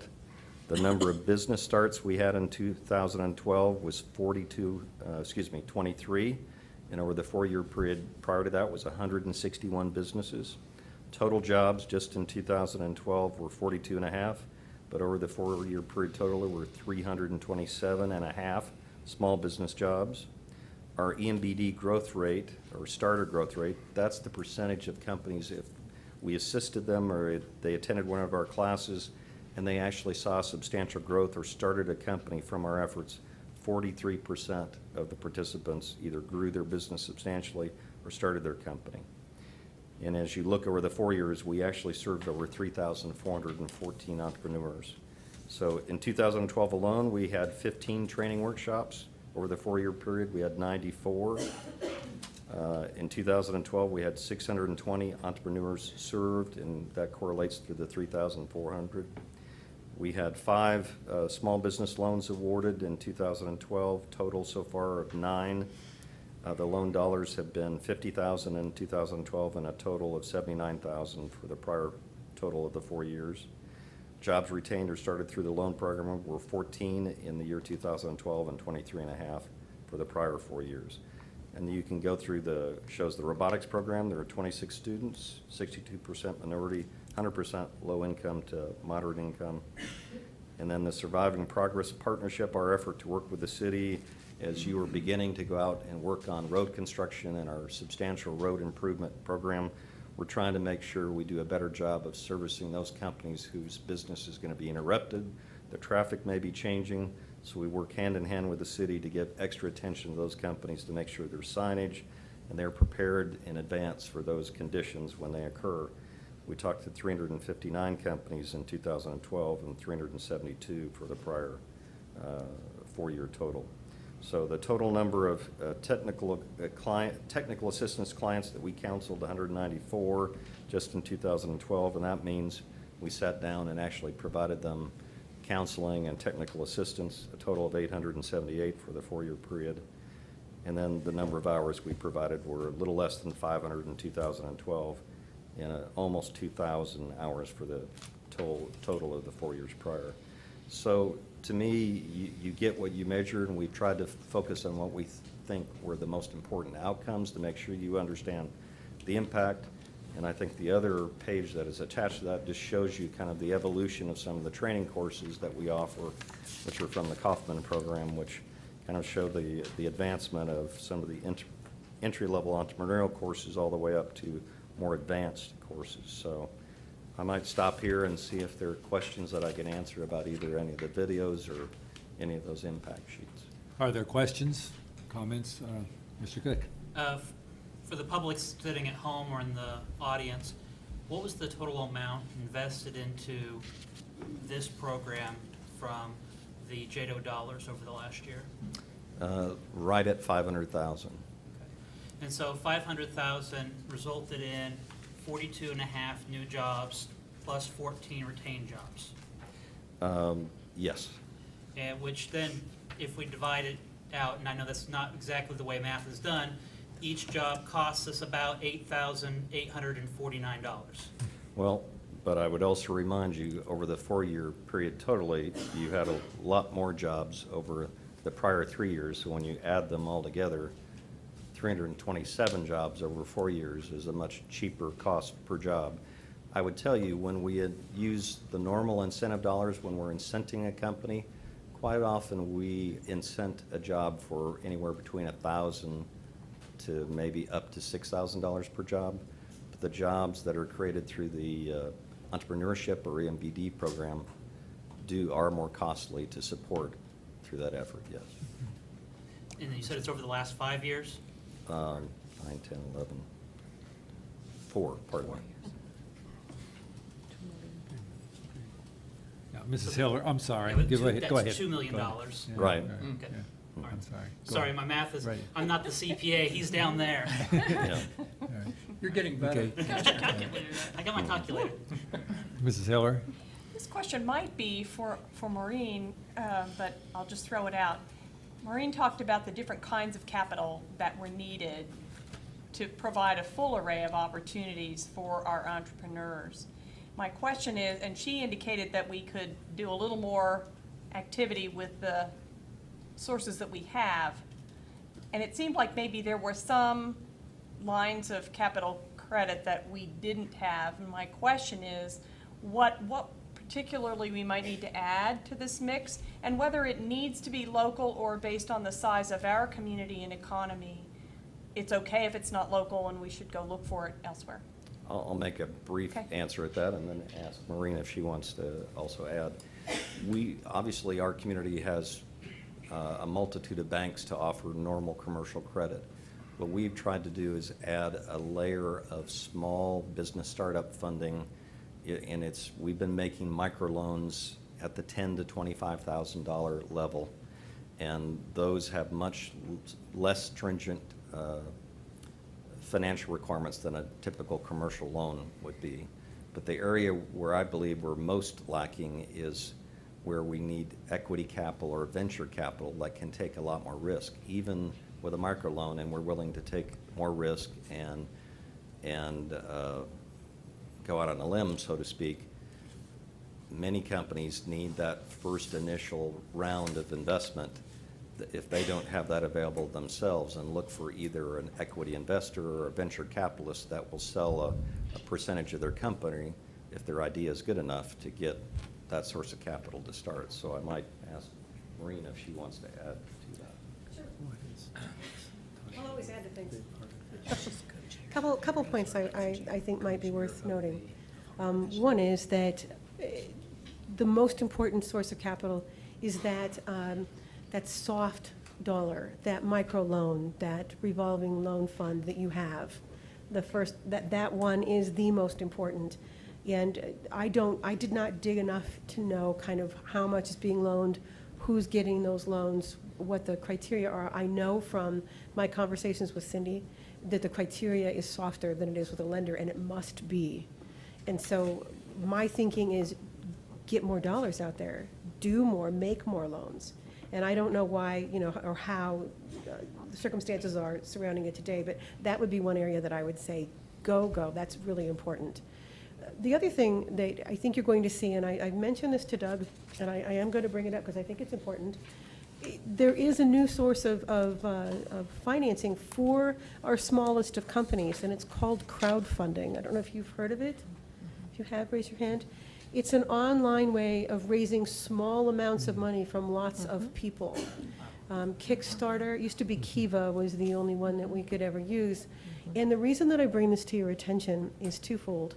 One is micro enterprises are going online, you're nodding your head, and they're finding it to be an incredibly important source of capital for that very earliest funding that we all know they need. Right now, according to the SEC, we cannot make that a loan. So there's no equity involvement at all because it's against the Security and Exchange Commission rules. So anytime someone puts money into a crowdfunding effort, social entrepreneur or regular for-profit, it's a donation. And so from the entrepreneur perspective, that's great, right? From the SEC's perspective, they're being pushed really hard by people like me to make it possible for us to do loans and equity investment, because it addresses what Doug is saying about how we need to have that kind of a resource, and there's so much interest in it, available for other sectors of the entrepreneurial community. So those would be two areas that I think that need to be looked at and addressed. One of the conversations I had with him was around the idea, well, maybe you could put together a crowdfunding site that's for Topeka. But I don't think that makes good sense long-term, because the SEC will come out with the rules here shortly. It was supposed to happen last September. And when it does, you will see a plethora of websites come forth from for-profit entrepreneurs. They're all waiting in the wings to be able to do that. So those are two areas that I think could be touched on. And if I may, Commissioner, could I comment, just one small comment on that? Absolutely. Okay. One of the challenges that we have with entrepreneurs is they're slow jobs. They're just slow jobs. It takes a long time to build jobs with entrepreneurship, especially when we have the circumstances we do right now where people are starting solopreneur activities. Most of us who work in this field are working on a new metrics around what does economic impact look like. Is it just our traditional economic development jobs and business starts? Because that doesn't really get at what an entrepreneur does or brings to our community in terms of economic and social and community betterment. So I would encourage you to keep an open mind and to keep an open ear, because there will be a set of metrics coming out in the next year that will allow us to effectively gauge the impact that entrepreneurship has, and it will be much more inclusive than just our old school traditional jobs and business starts. But no different than a board of directors of a investment company looking over stock yields. As the board of directors of economic development, we should keep a close eye on what is our cost of investment, what is our yield of return, what's working and what's not, so that we have a good eye on, is this yielding a positive impact for our community? I agree with you wholeheartedly. Maybe I should be more clear. Let me give you a reason why this doesn't just work to collect jobs. One thing we're finding is that entrepreneur, for every one full-time equivalent job they create, where there's a W-2, they are adding 3 to 5 subcontract jobs, where it's the person is self-employed, they're a sub-jobber. We don't count that. And yet it's hugely impacting our regions and our economy. And yet it's not counted by anyone, because these people are not getting a W-2. That's the kind of metrics we need to change. And, Mr. Chair, Okay. just one real, with that in mind, the numbers that we're looking at, are these full-time jobs, part-time jobs, intermittent jobs? Full-time. Full-time, okay, thank you. One last question, Ms. DeLisa. Yes, I would like to know, out of the $500,000 allocated to this program, how much of this was targeted directly for marketing into the minority population? I don't have that number in front of me, and probably the area that we need to expand the most is a marketing effort. We've tried to do some videos and things like that. We have not spent much on advertising. In prior years, when we've done a little bit of that, we've actually had JEDO members suggest that we not spend money locally. So one of the things we've contemplated, especially in the loan program is only a couple of years old. We need to market that more aggressively, but there are smart ways. You don't just do it in media advertising. I would tell you, I can sit here and think, I think there's been maybe $20,000 in that range spent on marketing. Can I Yeah, make go a follow-up ahead. question? Go ahead. Then if there was not an influx of money over that $50,000, $20,000, I'm sorry, then what community organizations were being outreached to get the 22, because when you multiply 53 by 42, that's 22 people that were minority only that participated in the program. So what groups in the community were outreached to get those 22 people in the program? I can't give you that list tonight, but I can certainly work to provide that to you. Thank you. Sure. Okay.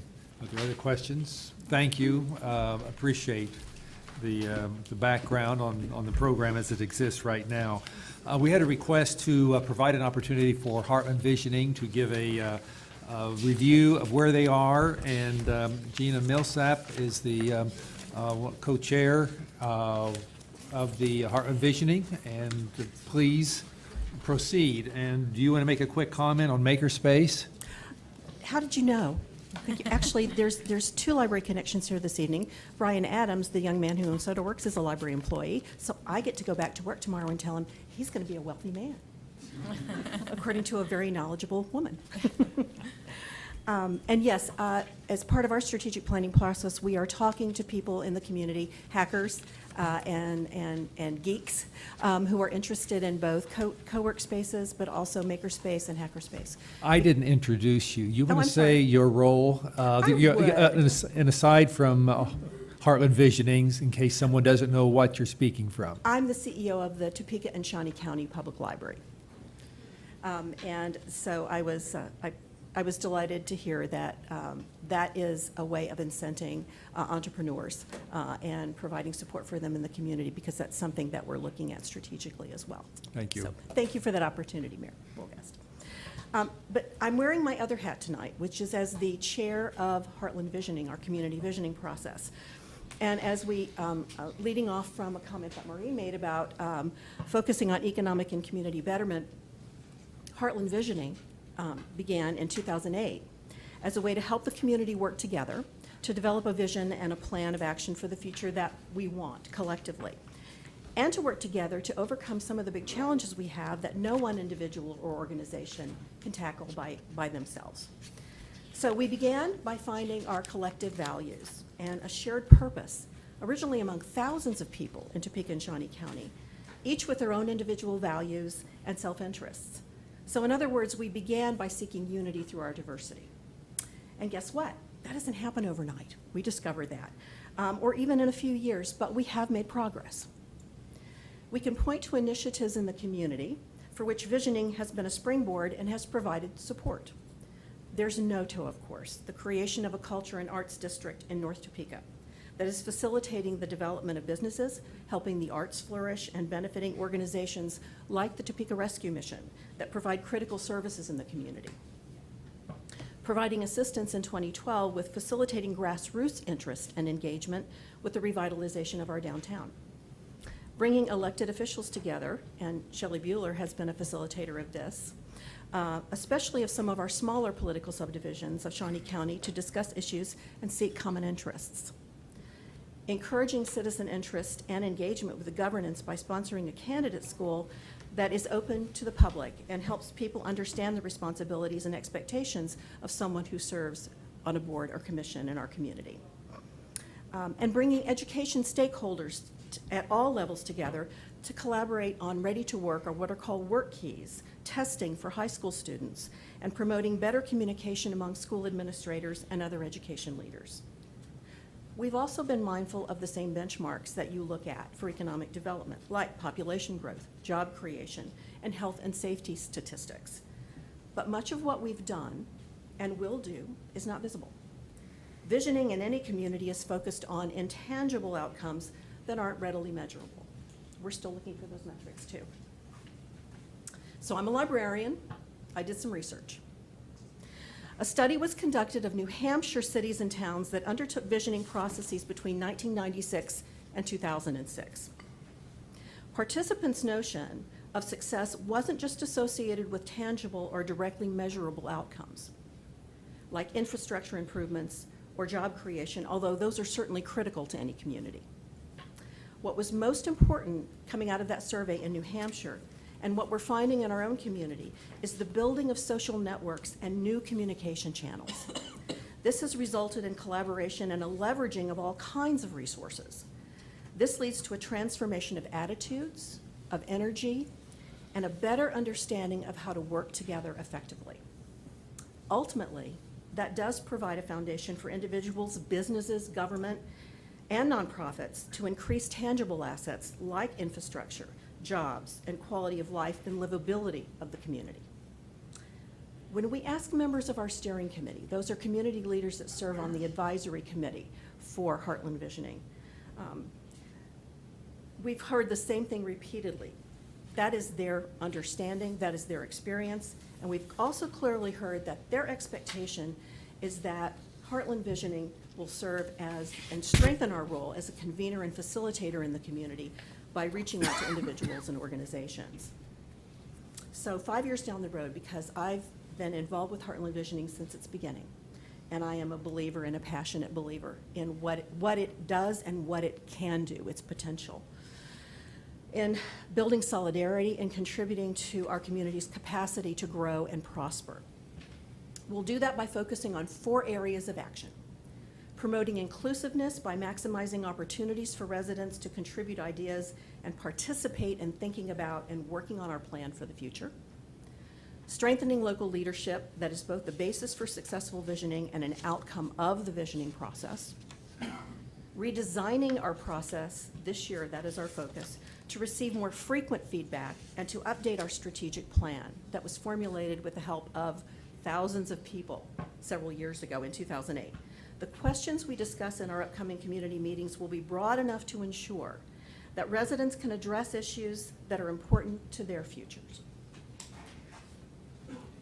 And finally, working to strengthen the capacity of existing organizations and encouraging the emergence of new ones like NOTO.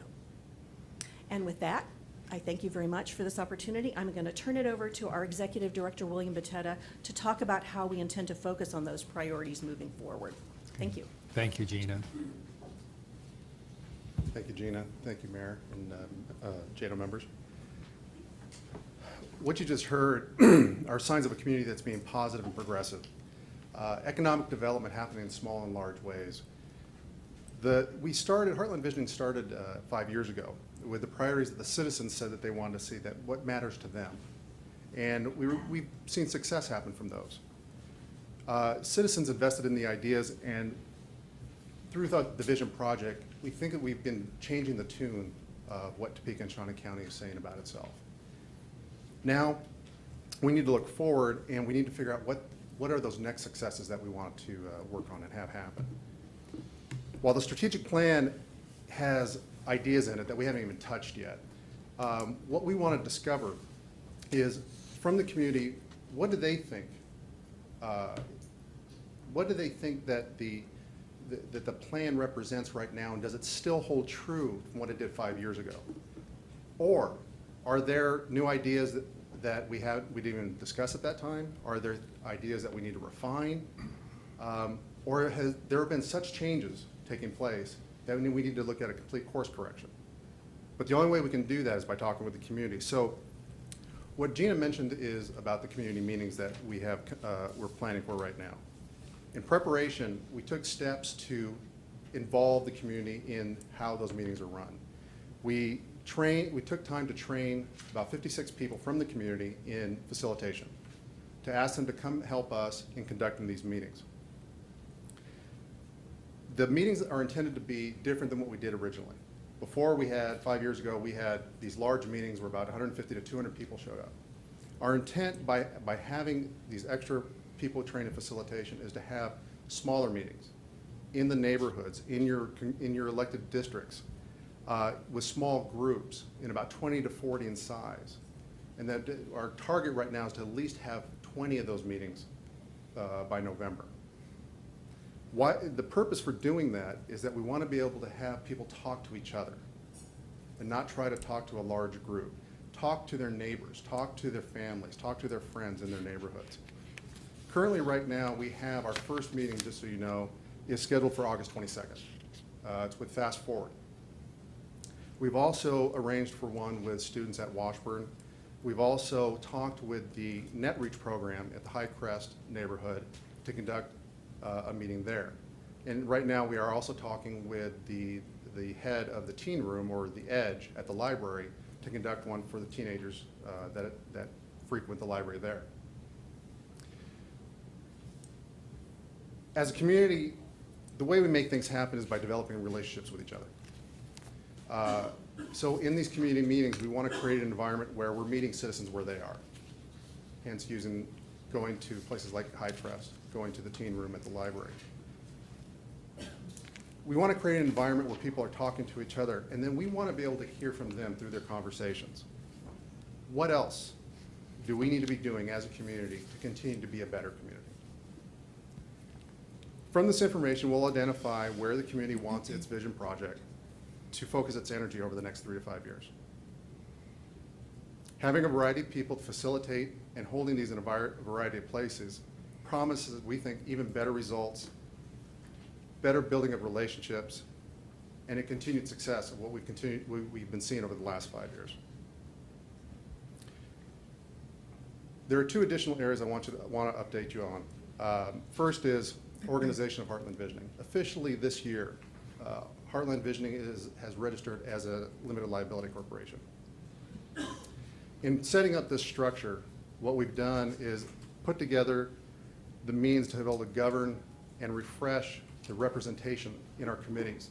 Make sure that we're maintaining that level of community representation, a broad community representation, and so that we have people that will be officially leaving our committees each year, and we'll be looking to bring additional faces in. We still remain connected to the Chamber Foundation, where the Vision Project originated, but we still have that mission of making sure that we represent and work with the larger community of Shawnee County. The second thing I want to mention to you is that going forward, Heartland Vision will be fundraising again this year. This will be the 3rd time we'll be going out fundraising, and it's necessary that we do this to raise the funds to operate the Vision Project, because that's the only place that we get our resources from. We will be meeting with public and private organizations as we have in the past. And we think with the continued success that we've been having in the community that we're going to be successful in obtaining the necessary funds for at least another 3 years of operation. Good things are happening in Topeka, Shawnee County, due in no small part to the Vision Project. But I'm not talking about just the staff. Whenever I talk about Heartland Vision, I tell people Heartland Visioning is really synonymous with the community. And it's all the people that have participated in the project, in the process, made their voices heard, put their feet on the ground to make these things happen. And it's worked. I'd like to close by saying this. When we as a community work together, we will make more good things like positive economic development happen faster, with more satisfaction and a greater benefit to more people. And I think the Vision Project is showing that we can do that in helping to bring people together and do things together for the benefit of more people. I want to thank you for the time to come in and giving you an update. I know you've all been dealing with a lot of meetings over the last couple of weeks, but we will stand for any questions that the body might have. Are there questions for Mr. Potato or Ms. Millsap? Ms. DeLisa? Not a question, much more a comment. I just want to say that I really have appreciated the fact that a lot of the initiatives that have been going on in the community, typically the number one thing that I've heard after being very involved is things do not progress without the use of staff and dedicated people doing the work. And I just wanted to acknowledge the staff over at Heartland Visioning for all their hard work. And we've seen results. We've seen NOTO happen. We've seen great conversations in this community thanks to this group. So just a thank you. Thank you. Thank you. Other, Ms. Seller? Because people are watching this on television, and we have this wonderful 12-page report that includes a lot of detail about what has been accomplished since Heartland Visioning started. Could you please share with us where people in the public could get a copy of this report or view it? If they go to our website, heartlandvisioning.com, the report is on the website. Also, they can contact our office, 231-6006, and we'd be more than happy to send them a hard copy of the report, or they can also contact us through the website and ask for a copy of the report. Thank you, and it's probably available at the library too, right? All right. Thank you, thank you. Are there other questions, comments? Mr. Archer? Yeah, I do, Mr. Mayor. It seems to me, in my opinion, any organization that has to ask what they should be doing perhaps has outlived its usefulness as an organization. And I think it's time that tax dollars stop to support Heartland Visioning. If the business community thinks it's a good value and a good investment, I would recommend that they fund it, but I will not support any more tax dollars going for Heartland Visioning. Okay. Thank you, Mr. Mayor. Thank you. Are there other comments? Mr. Mayor, if we could, just for, again, people that are maybe participating, can we have a breakdown? What is the investment of joint economic dollars over this year for Heartland Visioning? Because you've talked about fundraising. What's the economic development dollars that are being invested? You said for this year? Yes. Well, Or annually? Annually. It's $30,000 from the city, $30,000 from the county. So there's a $60,000 investment into Heartland Visioning, but in addition to that, you're also doing fundraising. We count that as part of our fundraising, because actually we don't get that money automatically. We always have to come before the commission and before the council to ask for that official request, or for it to be released for us each year. And over the last, did you do fundraising last year? No, we did it 3 years ago, or 4 years ago. And when you did that 4 years ago, what was the net yield? Well, for the 3 year, it was a 3 year pledge, if that's what you're referring to. It amounted to about $750,000. And so that meant that there was really no tax dollars that were going into Heartland Visioning?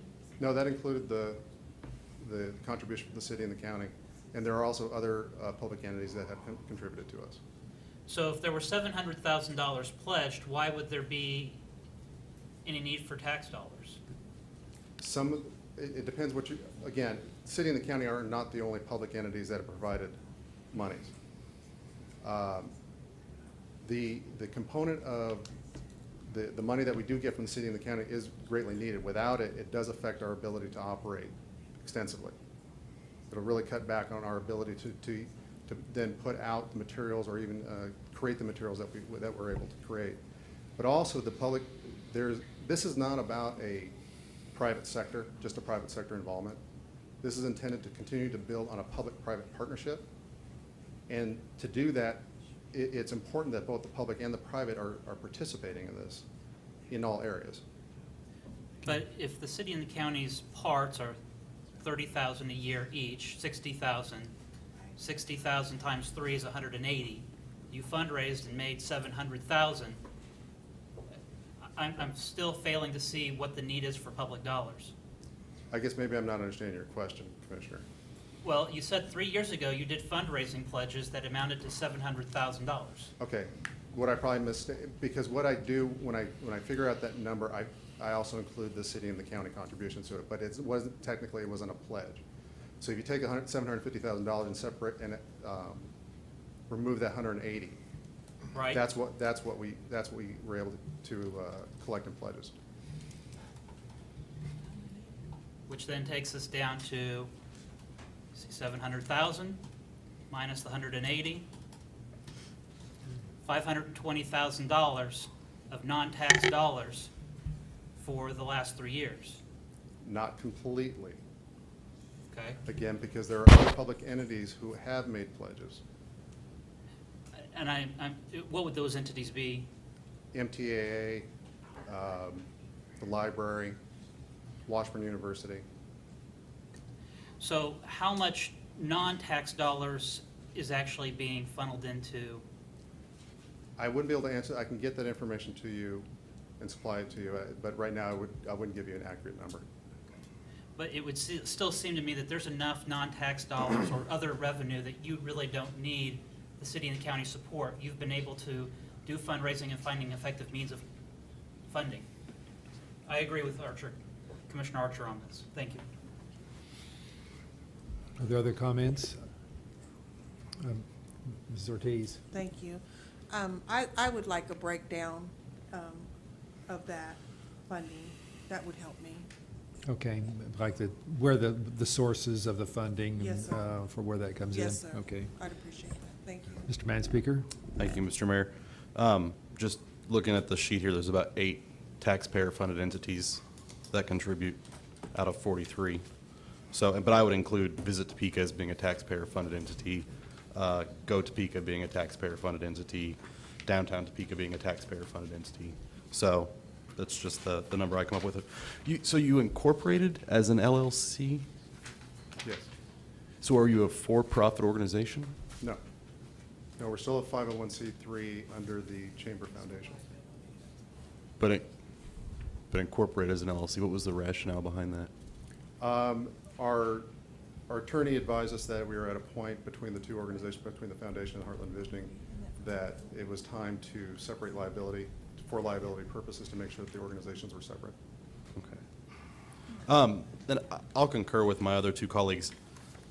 At some point, visioning, from my perspective, needs to turn into action. And I haven't seen that in 5 years' time. I have concerns spending taxpayer dollars to continue to gather information to try to be more successful. And as I look through the successes that visioning has had, maybe they were integral in making them happen. I think there were already some pretty heavy players that were going to make them happen no matter what. Topeka tops for home buying. I don't think it's all dependent upon Heartland Visioning. City infrastructure work, I'm pretty sure some of us on the council were heavily responsible for that taking place. Just a lot of things. I don't have a relationship with Heartland Visioning, so I guess I should lay that on the table. I've never interacted with them, really never been invited to interact with them. So I don't understand what they do. I don't understand what we pay for. I don't want to be the naysayer here. If there's a product that is substantial and that we are getting some ROI, return on investment for, then I would be supportive. But 2 years into my term, I still don't understand what it's about. Thank you. Okay, we've had candid discussions and views expressed. Mrs. Eller? I appreciate Councilman Manspeaker's remarks. It's funny because those of us who went through that process 5 years ago have seen how much it drew everyone in the community together and brought ideas and information and how it began to bring people together once they had decided what common objectives they wanted to see develop in the community. The educational kinds of things like we saw in the robotics, the job development and job training and development, quality of life, out of which NOTO came, an awful lot of initiatives came out of that, and I'm not cheating by looking at the book. The idea was not that Go Topeka would, or that Heartland Visioning would do them themselves, but instead, by drawing people in the community together to do that shared visioning, that various organizations, relationships and organizations at whatever level was needed would develop out of those relationships and out of that joint visioning. The conversation's good because we do need to refresh that, and the Heartland Visioning Board has done that and is talking about bringing everyone together to refresh that. But I think the comments here are good in that we probably do need to review what everyone thought was missing 6 years ago when the idea came to fruition to pull Heartland Visioning together in the first place, and what we got out of that process, what outcomes we are looking for when any of us are funding things with public dollars or with private dollars. We want to be clear on why we're doing that and what those outcomes are. So I think the conversation's good because it sounds like people do need a refresher. I think there is a lot of information in this report that details that, but it's a good juncture to refresh for sure. Personally, I think we did get a lot out of it. Sometimes it's hard to put your finger on, but many of us, and maybe you need to go back and say, what was missing 6 years ago? What started? And who did it? But what came out of that initiative? Something that I think was missing the time before, that I'm hopeful next time around we do is were there 6 or 5 categories of activities that were envisioned through You're Heartland referring Vision? to the 6 foundations? Yes, the 6 foundations. When we do that again, as I hope we will, identifying once those initiatives are settled, for each of us that contributed, challenging each of us that were contributors to go back and go through that list and check off which ones are our job out of that, and to set our own goals. With population growth, for instance, that was set last time. The goal was to grow our population by 1% a year for the first 10 years and 1.5% after that. Well, obviously, you don't just set out to do that in and of itself. All those pieces were part of that, yet our role as units of government, both of us really, and we're talking city and county here, in my view, included figuring out where all those people were going to go and jointly doing some land use planning and transportation planning to accommodate that growth that we planned on. First, to agree, yeah, we think we can grow that much, and then to figure out how to do it. So I'm hopeful that those of us who've contributed, both public and private, in the past, and then as we look to the future, get held to exactly what our participation will be in those goals. So that was a supportive comment, but one.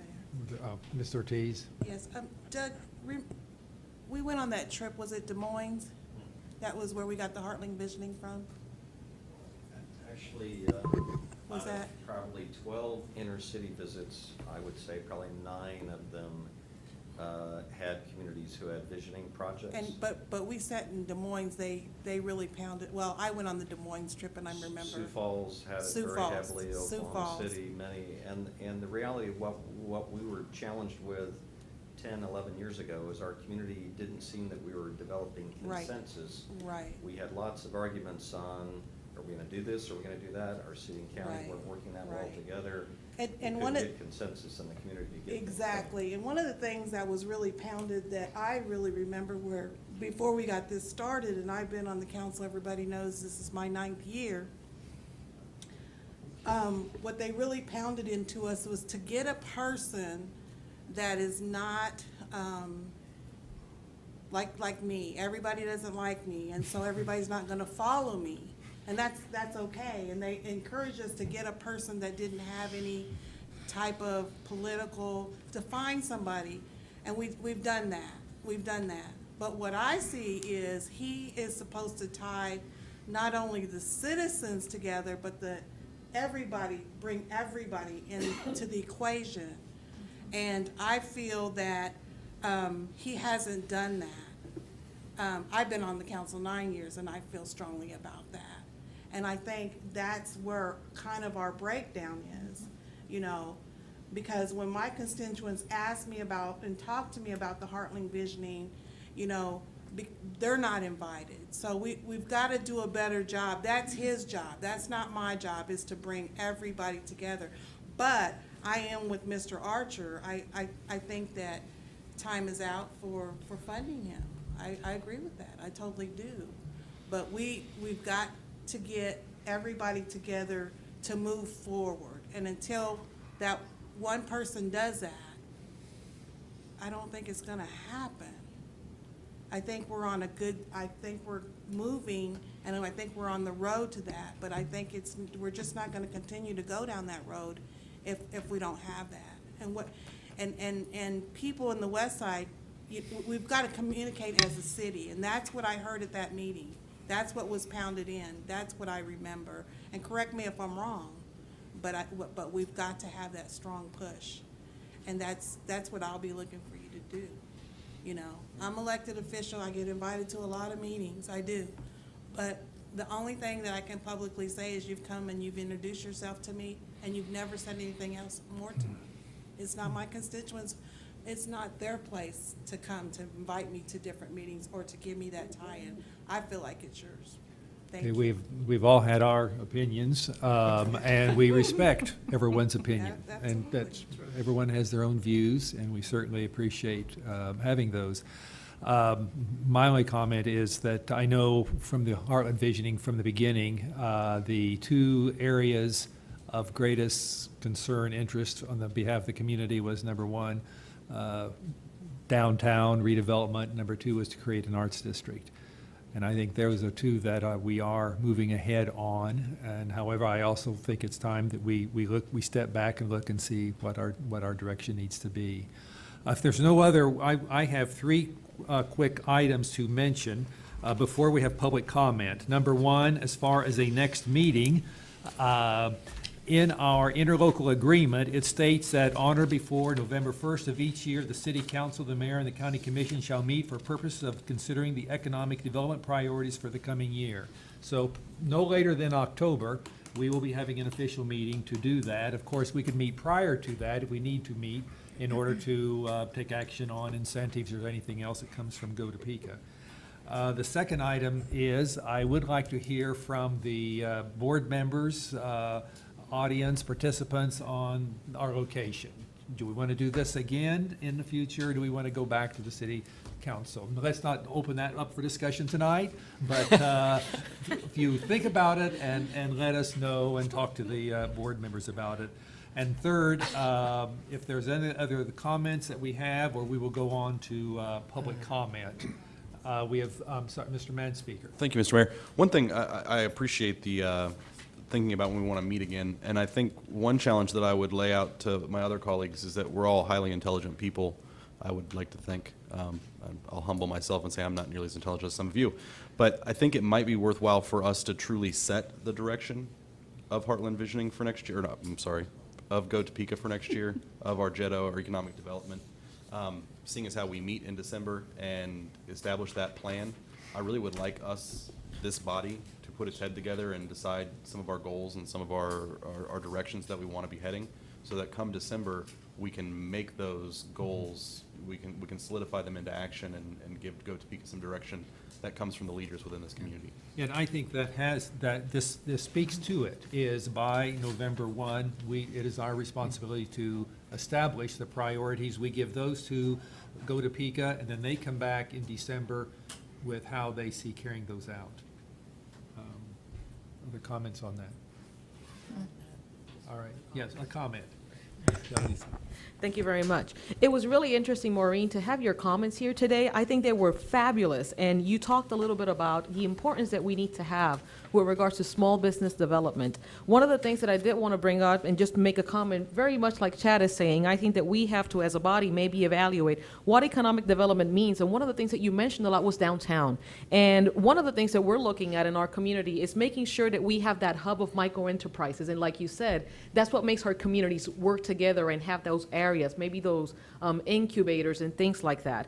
And I would highly encourage us, like Chad just said, to just take a look at how we are investing our dollars so that we can go ahead and habilitate and just do, like you said, that next step for us to be successful in attracting those small businesses and providing the capital necessary so that those businesses can be sustainable and have infrastructure that would allow them to come and rotate. So, thank you. Okay. Other comments? Public comment. We have two persons who have signed up for that. The first is Earl Williams. Mr. Williams? And as we have noted with our directions, the public comment, we do have a time. You have 4 minutes to speak. There will be will we have a warning at the end of 3? Yes. So you'll know what at that point, then you can bring your thoughts together. Thank you.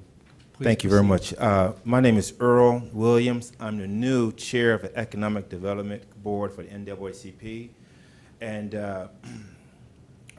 not that we have a concern, but what we want to do within the community is help diversify the businesses within Topeka. I've been calling and working with Cindy Legg. Is she here tonight?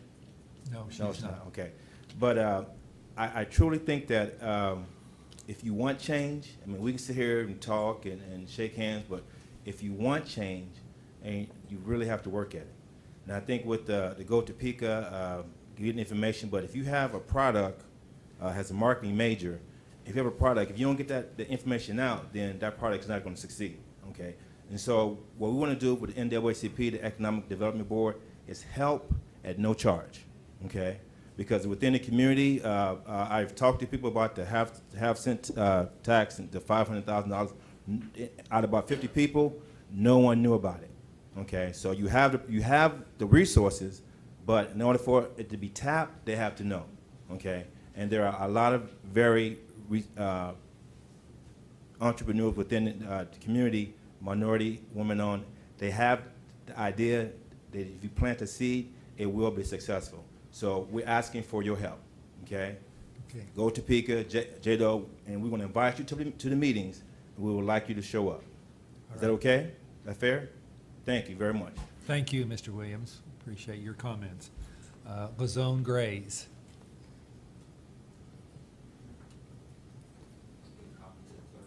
Sure.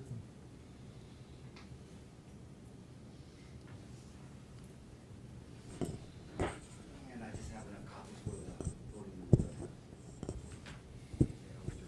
staggered.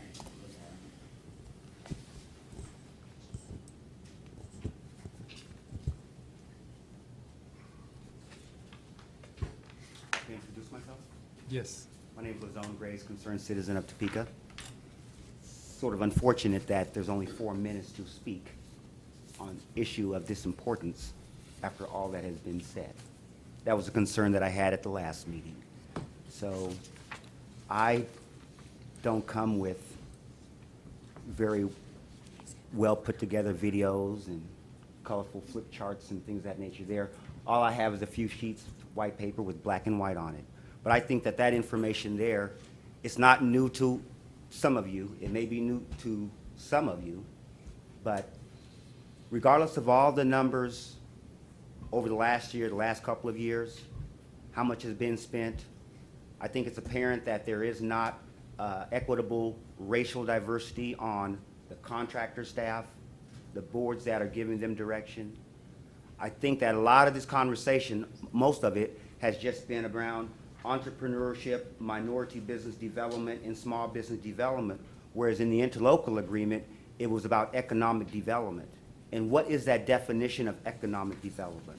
And that part of that, I like to try to stay on, is workforce training. The numbers that I continue to present as far as unemployment numbers, Now, workforce training, they're from the African American and the Black American community, Black Topeka community. It is the unemployment that is more detrimental to the past and the future than how many classes we can go into and get a certificate, walk across and graduate, whether it's fast track or anything.